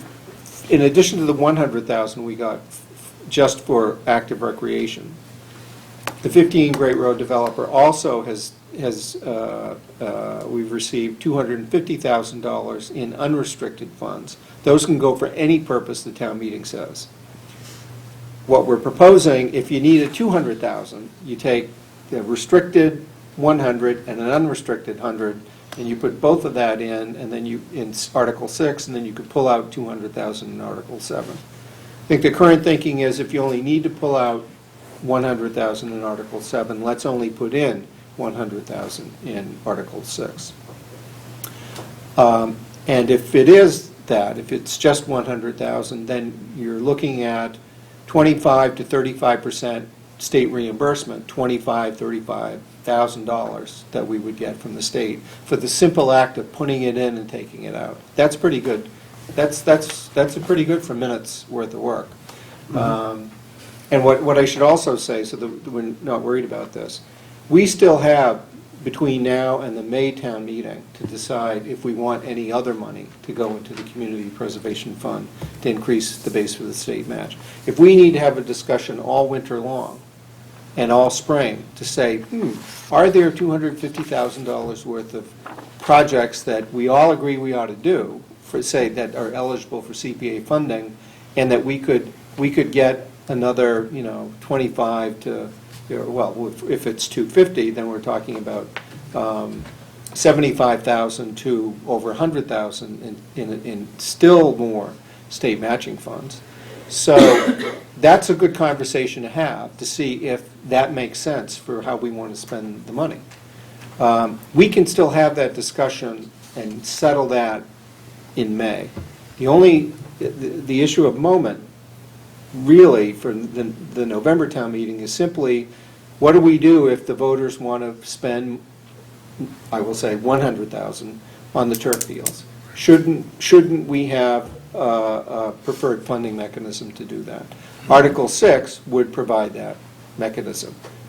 Using Article, however, the strong feeling is that we only want to put the money in Article 6 if the Community Preservation Committee is willing to take it out in Article 7.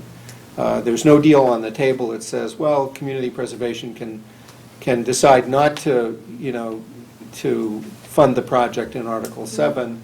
If that's the way they feel about it, then we don't put money into the Community Preservation Fund in Article 6. As a practical matter, I think that are the terms of engagement here. So we haven't resolved those things. We have time to resolve them. The very first step is to have PMBC finalize what the number is. Once we know that it's around 100,000, then I think the operating plan would be to propose to put all of the planning board's 100,000 into the CPA fund, reserved for recreation, where it can be spent for nothing but recreation. And so that's step one. Step two then would be to have it available for the, for Article 7. And we're not, none of this is presupposing what the voters will do at town meeting.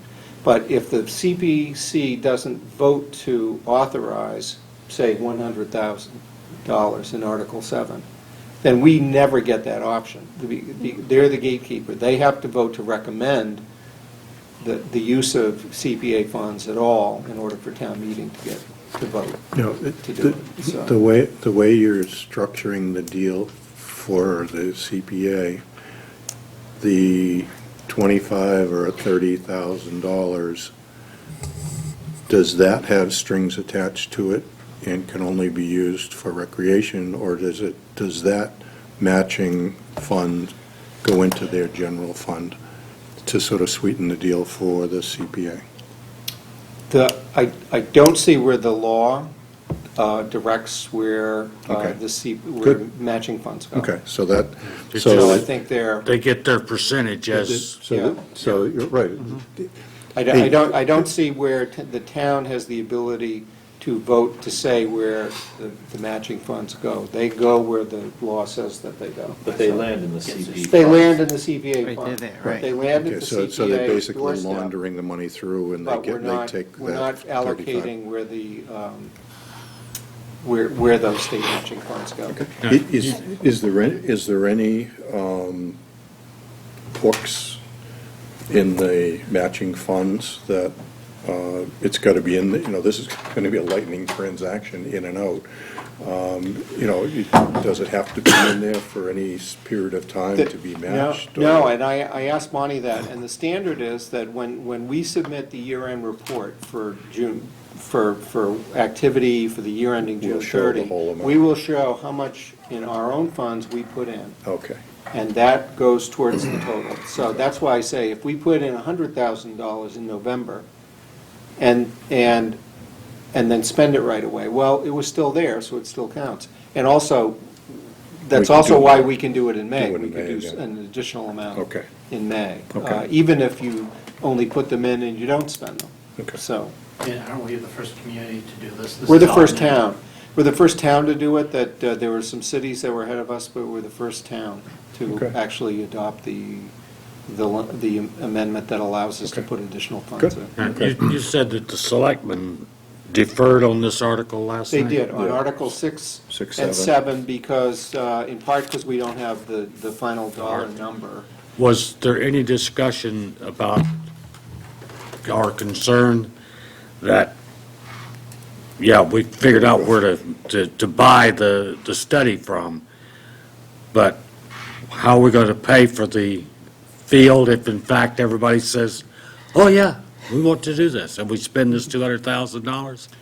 We didn't have that discussion last night, but it is understood that the answer to how you pay for the field is a debt exclusion, valid question. But I think we need to be more But we open wanna about that, know- because it sounds like, and you guys have done a wonderful job of doing some creative things here, but it feels like we get this that this 100,000 is for free. Well, and- we run out of rabbits in the hat know, after this. I know. The next act is the old-fashioned way, where, let's say, if it's a $2 million field project, it will compete with every other capital project known to man. that- Not I just if wish we spend were saying- $200,000 going in, it'd go right to the top. In the voters' minds, it will go right to the top. Yeah, we spent $200,000 on this. Well, We 100. can't just blow it off now. Just 100, just Well, 100, Well, just 100,000. As a point of clarification, this is, both proposals include activities outside the design, outside of design. It also includes bidding and awarding the job and construction oversight. So this is more than just the design phase. And that's what really concerns me, because it's not a feasibility study, it's a, we want a quote to build this. So we shouldn't be talking about 100,000, we should be saying, it's going to cost one, The and I know full we don't plan know should the be on the number, table. but we should be talking about the whole thing when we that's the part that makes me very uncomfortable about this whole, and I know that's not how the warrants work, But in terms of the full disclosure to the presentation town when we're can include talking all about that, it, it needs to include everything, because I really think it's given the wrong impression that Well- what this really is and how we're spending this money and what You know, we're doing. it's free, doesn't cost us anything. It- But isn't that what the design's gonna be? It's gonna determine how much it's gonna cost, it's gonna just. Right, but it's not a feasibility, don't- it's not a, then we decide we're going to Well, go they know, forward. they It's know it's just, this is- feasible, obviously, but I think they need to Right, do 'cause we the already have design that. to figure out what it's Exactly. gonna cost. Exactly, it's I mean, all in the you can't- presentation, Chris, you can't Yeah. put those numbers in here, we Right, right, understand that. It's right. all in the presentation in terms of But that's what talking it's- about the whole package. Yeah. And then there's still a CPA feasibility study which has been submitted to CPC, but it hasn't been even voted on. Of course, it isn't on the Oh, it's town. not in the warrant. So, no, it's not on the warrant, but I'm saying there is a feasibility study that's been floating around there too, which we haven't acted upon, which is a little Anyway, quirky. just a, I'm sorry, feasibility study for what? The same thing. It was with submitted turf. to the CPC, and There was an earlier version of Right, before they this- knew. Right. This project, so it's been removed. which is not here. It was that the group of citizens didn't want a feasibility study. They They just wanted wanted- design. So they rejected So that's the, a. they rejected the so notion the of a group- $30,000 feasibility study and said, no, we need design. So the feasibility study was by the planning board, not the citizens. Yeah, I'm on both committees, and I wonder what's going on. Oh, okay, yeah, okay, I don't, all right, I give up. It's Then not in the I say, warrant, why don't we just hold until we get some. right, right, definitely we need to hear. This is Tammy's this is thoughts a on whole, but the point's well taken, especially in terms of, you know, we haven't put together the information that would go in, you know, in voter information or whatever, but it's not unreasonable to say that this is the design phase of a project which, the total cost of which would be, you know, give us a number, is it, you Right, know? and all And those we can numbers put that Bonnie did, what and that we comes can put out to. that- and- And we can Right. put that in the voter information. You know, so that- certainly it's going to come up at town meeting. Right. And that a future town meeting would need to vote on that appropriation, on that borrowing article for, you Right. know, 1.8, 2 million, whatever. I don't know that we have a working estimate. We don't. And so did, okay, We don't have a working estimate. okay. Yep. Brian? Yeah, I'm glad you guys raised most of my points. This just seems completely out of bounds of all of our planning. You absolutely know that come the next town meeting, people will say, well, there's a waste of money if we didn't do this. I'm concerned about some of the numbers that I've seen floated around about some of the benefits of this, that turf fields will save us so much money. All the studies that say turf fields are cheaper come from the turf field companies, so you can discount those. I'm just, it's 2 million bucks. It isn't 100,000. And we just had, you know, our director of elder services begging for $35,000 to study how many of our seniors are going hungry, and we're going to spend 2 million bucks on turf? It's absurd. And the, sorry, taking a deep breath again. It just, you know, and I'm an assistant soccer coach, so I'm yeah, how do you really feel, Brian? You know, so the other thing is, my God, you know, this is the sort of planning, I mean, you guys are the planning board, I mean, not the planning board, but you're the board that's supposed to be the counterbalance to the well-intentioned enthusiasm of individual groups. I mean, that's, Oh, man, that was good. Let me write that one down. So I think that has to be stated. Also said, I've heard this project described as a good thing. Now, even if I agreed with that, which I don't, again, the criterion for spending money in this town isn't that it's a good project, it's that it's the best use of our monies.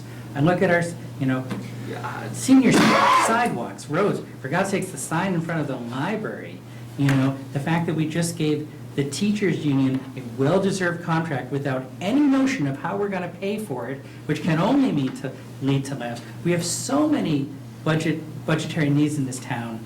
Taking something in isolation just makes my head crazy. The one other thing I will ask is, Keith said that if the CPA doesn't spend the $100,000, then there's no point in putting the money that's dedicated for active recreation in CPA, I don't quite follow that, because if it's dedicated for active recreation, it will eventually be spent on active recreation. If you put it in now, you get the match regardless of whether there's an agreement to spend it on some particular project. That's right. You get the benefit whether this project goes forward or not. You do, just on that point, that, we had a discussion at the selectmen level a couple of months ago when we were talking about fiscal goals. And we saw that we had the ability for the first time to put money into the CPA fund for the sole purpose of increasing the base for state match. But when Bonnie told us that we had till next June 30 to put it in, we sort of stepped back and said, okay, good, well then let's not put any money in the fall, and let's have the full discussion over the long winter, and then bring whatever the plan is for putting money in. We'll do that in May. That changed when we suddenly had a bill we had the knowledge that town meeting might want to spend $100,000, $200,000 on a recreation project, and that moved, and that is the only thing that moved up the schedule to say, well, if November town meeting through not outside of our control because it's a voted petitioned article, if there's some group that's going to be asking the voters to spend that money, then we better have the plan, at least at how to cover that cost. Right, but my only point being that regardless of Article 7, Article 6 to move money that's dedicated for one topic into the fund for that topic that will get us the match can happen regardless of whether this particular project Yes, goes. it One can. other thing It can, and it can happen in May, because if we don't spend it on Article 7, there's nothing else that we would be spending it on, so we have the time. There's no harm, no foul if we wait till May. If there's no turf project let's say if the voters don't want to do the turf project, then we don't lose the ability to bring the $100,000 for recreation to the May town meeting and have them do it then.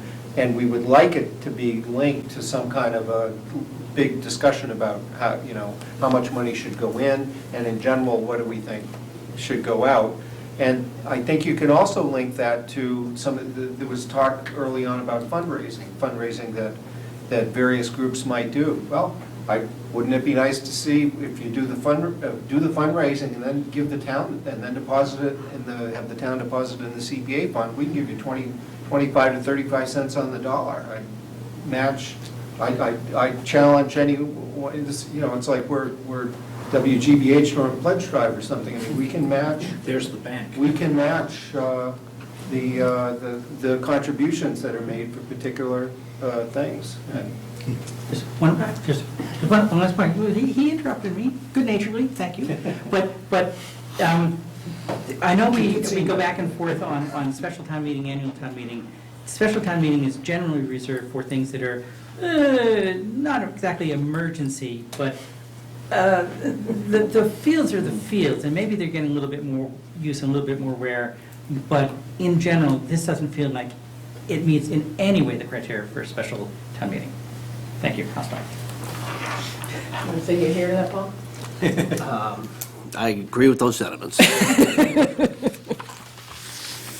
Okay.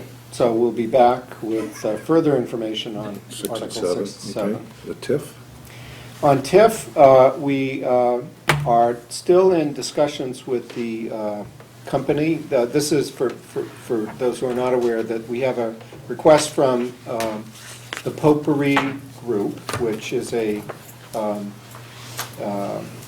catalog company. They're looking to site a warehouse operation and call center at a new building, a new 450,000 square foot building that would be constructed by Condyne at Condyne's property at 3 Distribution Center Circle. The Board of Selectmen put a placeholder article on the warrant to allow us to have time to negotiate with the Potpourri group.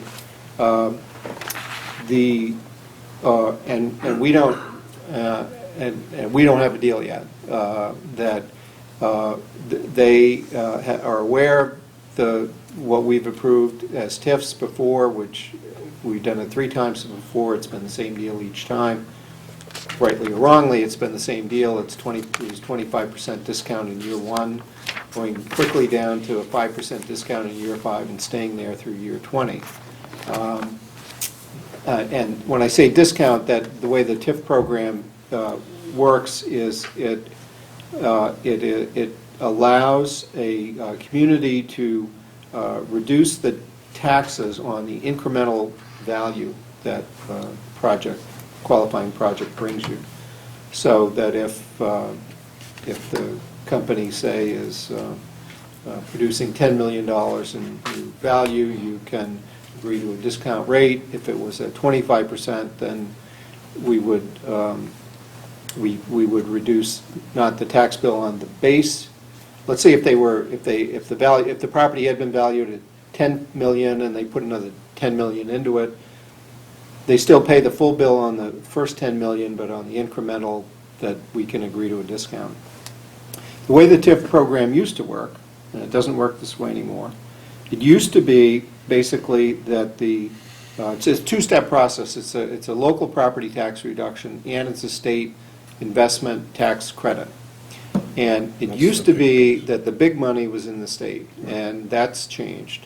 It used to be that the state would give you that the company would cash out right away at the time of the approval of the TIF and be able to claim the state benefit. It's a jobs growth program. TIF is. It's based on the net increase in jobs, net increase from the standpoint of the state. If you're moving jobs from within state to within state, you only get to count the ones from out of state. And just to take IBM as an example, that IBM wouldn't even qualify under the TIF program now because they ended up being they were basically moving within state, and they had a very small, I think on record it might have been like 24 jobs, the net increase, and that doesn't cut the mustard under the program. But what it did do is it meant that IBM could grab its state tax credit right at the time of the signing. So, and if they didn't meet their job targets, they didn't have to repay either. Now the system is, it's a much lower state tax credit, and you don't get your benefit until you produce the jobs. So the dynamic has shifted completely. Let me just say, on our prior deals, we used to have year 1 of the deal be a year that the building wasn't even complete. And that worked out great for us because we were given a 25% discount on a lower number, which is lower value, which was great. And by the time the full value was there, they were only, the deal was only 5%. So comparatively, we didn't have to pay out that much in a discount. But the company got the big state credit up front. Now it's changing that if we were to do this deal year 1, we probably wouldn't be until like fiscal 17 when the building is built. And the percentages, and it's a matter of record, it's a public document that we discussed at the meeting. The proposed percentage in year 1 is 100%, which may be what some other communities are doing routinely. We've never done it. We've never done anything close to that. So we asked Potpourri Group to regroup. We didn't even make a counter proposal. We said, no, you've got to make us a new opening offer. And they made one today. Which we'll be meeting with them on Thursday at 6 o'clock, public meeting, and starting to review. And we might have a deal in time for town meeting, and we might not. We're determined not to make the wrong deal, and so we're taking the time to review it. So that's the update, and we'll continue to. If you're here 2 weeks from tonight, we can... Because I already heard the answer to your question, but have Keith explain, because it's a good question. Okay, so Betsy had given me permission to ask this question, because basically about new growth and who ends up paying that part of the levy that's new growth after depreciation happens. So, I mean, we always tend to think of new growth as this great thing because, you know, it increases our levy and we don't have to pay for it because it's the, you know, the new developer who pays the new levy, which it sounds great until you start looking at depreciation of you know, personal property associated with that new development. When the company depreciates that new growth, what they pay comes down, but the levy doesn't come down. It doesn't come down at all. In fact, it goes up by the 2.5%.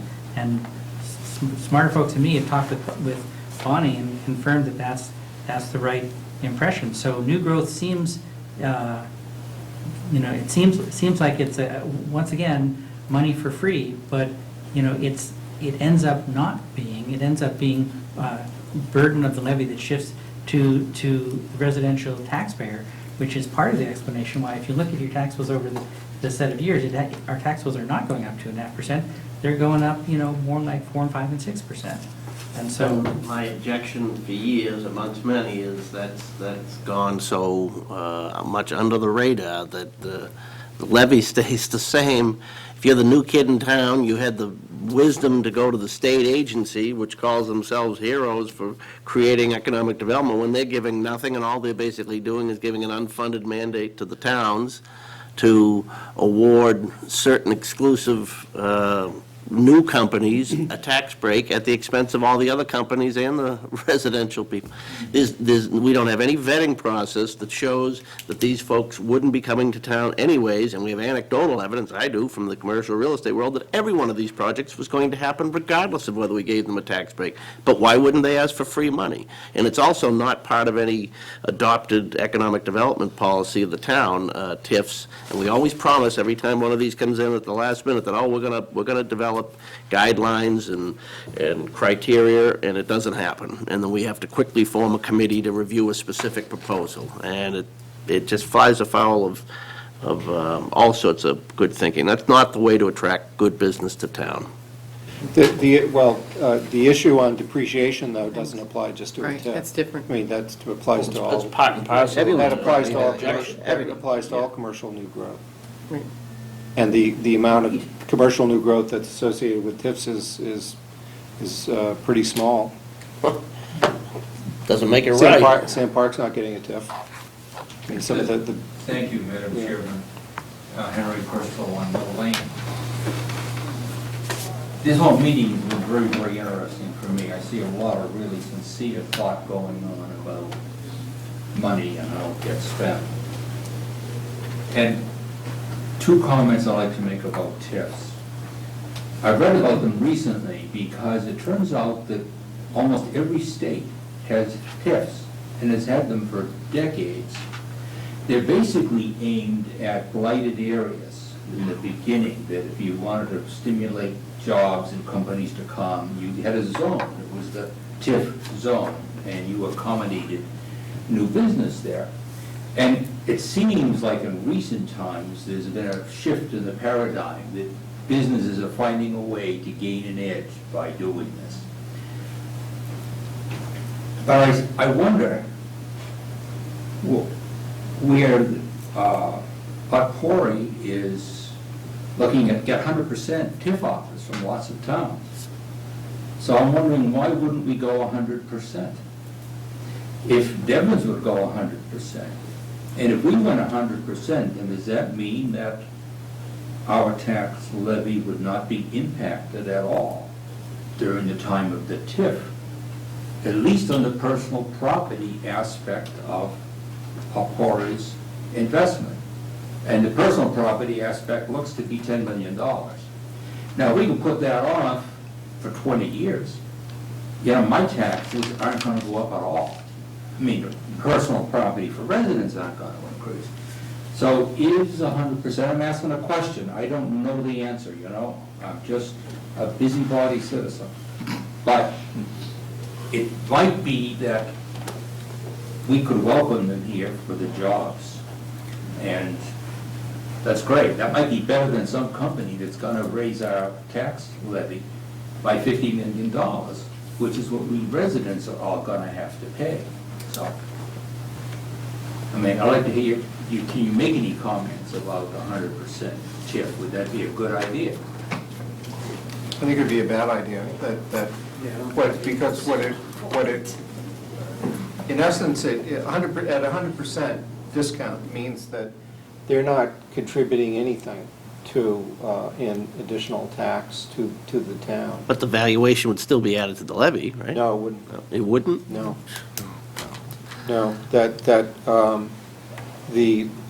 fact, the valuation, or its new growth, its impact on new growth would not, and what the value would be that would be added is kept down, according to the information we got from DOR. We mapped out, one of the things we looked at the TIF committee was to map out how that, let's say it's $1 million, they've projected $1 million in incremental value, which my question to them was, how can you invest $49 million and only produce $11 million in value? So, and Steve Venuti said, where's the bank you go to get a loan for $49 million to produce $11 million? But be that as it may, that if it's $11 million, it would take them all 12 years of the TIF to have all of that value show up as incremental value and as new growth impact on the levy. So in year one, the additional spending power on the levy, or year one is zero. Year two is $16,000. Year three is another $16,000. So it's structured that way. It's a very low payoff, but it would be that company that's paying that additional $16,000. The levy will go up by that $16,000 figure in year two of their proposed TIF, but they pay that amount. It's not, no one else pays that amount. Until it's depreciated. And then we pay.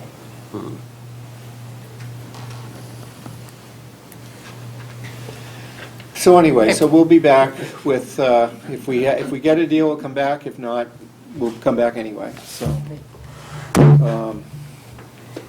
and if anyone is interested, we will be having a meeting of the TIF Review Committee with Potpourri on Thursday night. Let's see, and so the last financial article is Article 9. It's an amendment to the revolving funds article, which right now is capped at $5,000. We collect $13,000 in dog license revenues in a year, but we have capped the revolving fund at $5,000 for no particular reason except our recent experience, that we would only expend a limit of $5,000 for enforcement services, and frankly, the rest then goes into the general fund. What this proposes is we have, in order to meet our needs of animal control enforcement, we've entered into an intermunicipal agreement with the town of Boxborough, and we've hired the town of Boxborough as our dog officer. And then they have an animal control officer. The cost to us is $1,000 a month. That $5,000 that we have in the article is currently written, gets us 5 months, gets us through November. We'd like to go all the way through to June, in which case we have to increase the number from 5,000 to 12,000 in this article.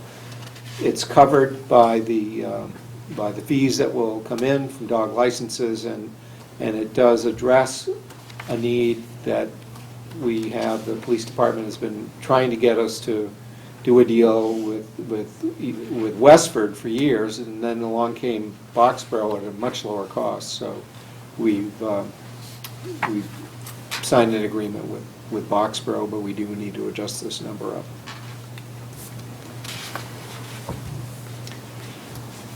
And you can vote on that if you want. Just make a motion, or we could stay here for a long time. And the reason to shift it from town clerk to chief of police is Because map's bigger, or? Well, because it's, the contract is under Under the police? the animal control officer contract is under the chief's okay. supervision, yeah. Okay.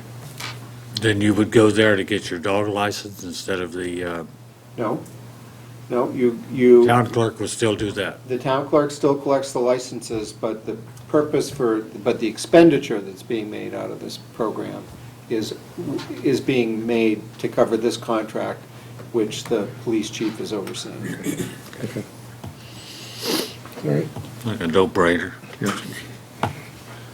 Move that we accept Article 9 as written. Recommend? Recommend it? Yep.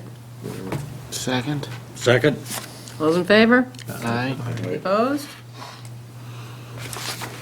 And Right. the only other article you might want to take a position on is the very next one, Article 10, which, and if you don't want to take a position, that's fine too, but it proposes to seat the Finance Committee on the Community Preservation Committee. By statute, the CPC can be no larger than 9 members, and it can be no smaller than 5 members. And the 5 members are dictated in the statute, where you have to have one member each of the Conservation Commission, Historical, Planning Board, in our case, Park and Rec, and then Housing Authority. So those 5 each select one of their own members to sit on the Community Preservation Committee. The statute requires that those 5 be represented. The statute also allows a total of 9 members on a committee, and we chose to go up to 9 and have the 4 be appointments of the Board of Selectmen from at-large. So the only way to squeeze FinCom on here is to take away one of the at-large ones. So that's the proposal. It would,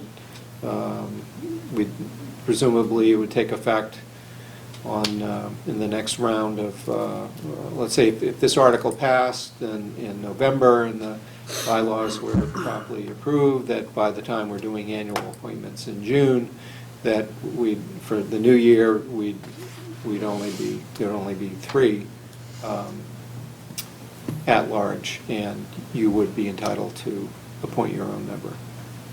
From our discussions, I've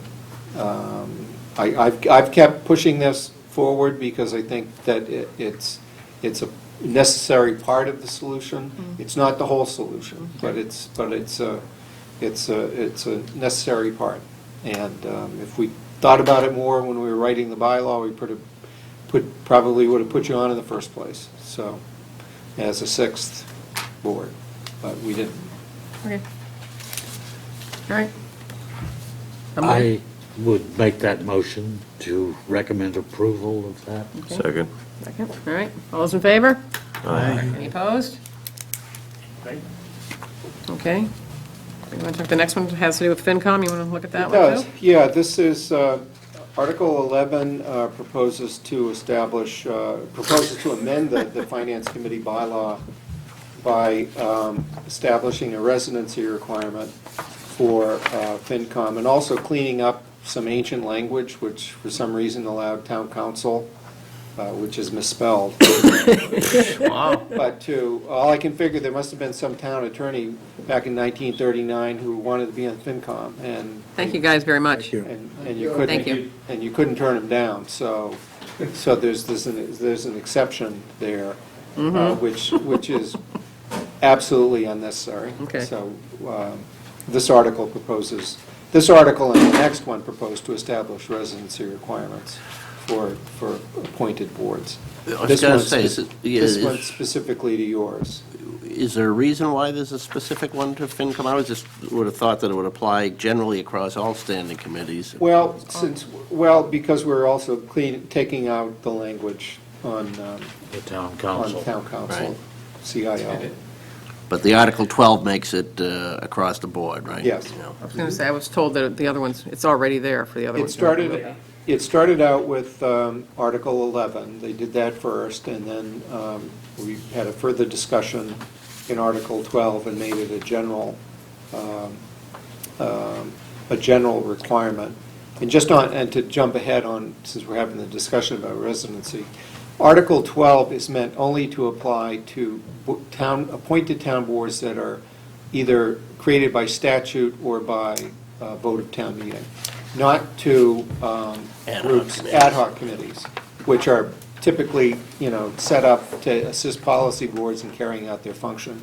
And you got to, rely on the paid staff who are ex officio or who need to be there by virtue of their office, but who are not always local residents. So anyway, so we have the modifier language, with the absolute language in the FinCom bylaw that says you have to be a resident, period. We don't care if, and by the way, you're not going to be a department head either, because that's not allowed. But in this, then in this article, it's the qualified requirement that it applies, the residency applies only to a statutory or a town bylaw, unless otherwise provided by state law or regulation. And the regulation is meant to address the issue we encountered a few years ago with the Mass School Building Authority, which told us that we needed to have the principal and the principal and superintendent on the committee, but neither was a resident, and this language would not prohibit their service if we encountered that in the future. Okay, do we want to vote on Article 11 then? Do we want to recommend or just let it go? It has no financial. Okay. All right, any of the other ones you're, so, And just to go all the way through, let's see, Article 12, then we've got Article 13. Removal of appointed board members. And this is this article takes language that right now exists only in statute and only for the zoning board of appeals and applies it to, generally to town, to any appointed town boards that they may be removed by their appointing authority for cause upon written charges and after We public better hearing. raise the legal budget by $250,000. This one, if, this an one, overzealous board starts. this one has the potential, if Ridiculous. misused, to cause mischief, and it'll be fascinating television to watch that hearing, but I have no desire to have us be using this for anything other than a Really bad. Well, years ago, the town adopted the, what was it, the recall and all Yeah. that, and it's never It's never happened. been used. No, Never been used. So, anyway. But it came up during discussion, and it made its way to the warrant, so we'll be voting on it. it does seem kind of an omission, though, that there is nothing that says anywhere that there is any way to get rid of somebody that's been appointed, that they're there Well, forever. there is and none. that they're- Only the old-fashioned way, Yes. which is to ask them To resign, right. And, I mean, Or not reappoint. or not, exactly, or not reappoint Right. them, yeah. You get a shot every 2 or 3 years, Yeah, but right. between that, Right. you don't really have a, Right. but, You're right, I know. The only way to do it is for cause, and Then it's going to be ugly, yeah. Yeah, and expensive. that'll be better than reality TV. That's why they get paid the big bucks. All right, Then the last article in the warrant is Article 14. In a way, this has a financial implication. I don't think I have a conflict just No. because I live there, but I would be more comfortable not being in the room if this is going to be discussed, which gives me the opportunity of getting out of here before the rest of you do. that's it, we probably don't need to go through it anyway. I don't think we need, I don't Yeah, think we need to discuss discuss it it at all? Yeah, No. just to say that we're Sorry, not, Paul. we're not going to spend $1 million to repave roads unless we're sure we own them. That's the only, That's the town's decision, not yours. so, All right, so you know. all right. I just want to vote on minutes before we get out of here, okay? We can get that Thank you done. all. Thank you, everybody, Thank very you. much.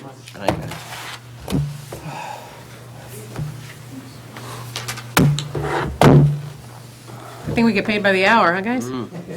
I get tomorrow night off, There you go. but I'll be back here Thursday night.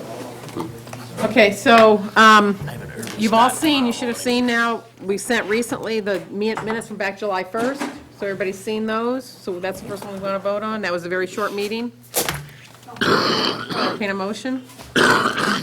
Motion to accept? Seconded. Come by Peter, thank you. All those in favor? Aye.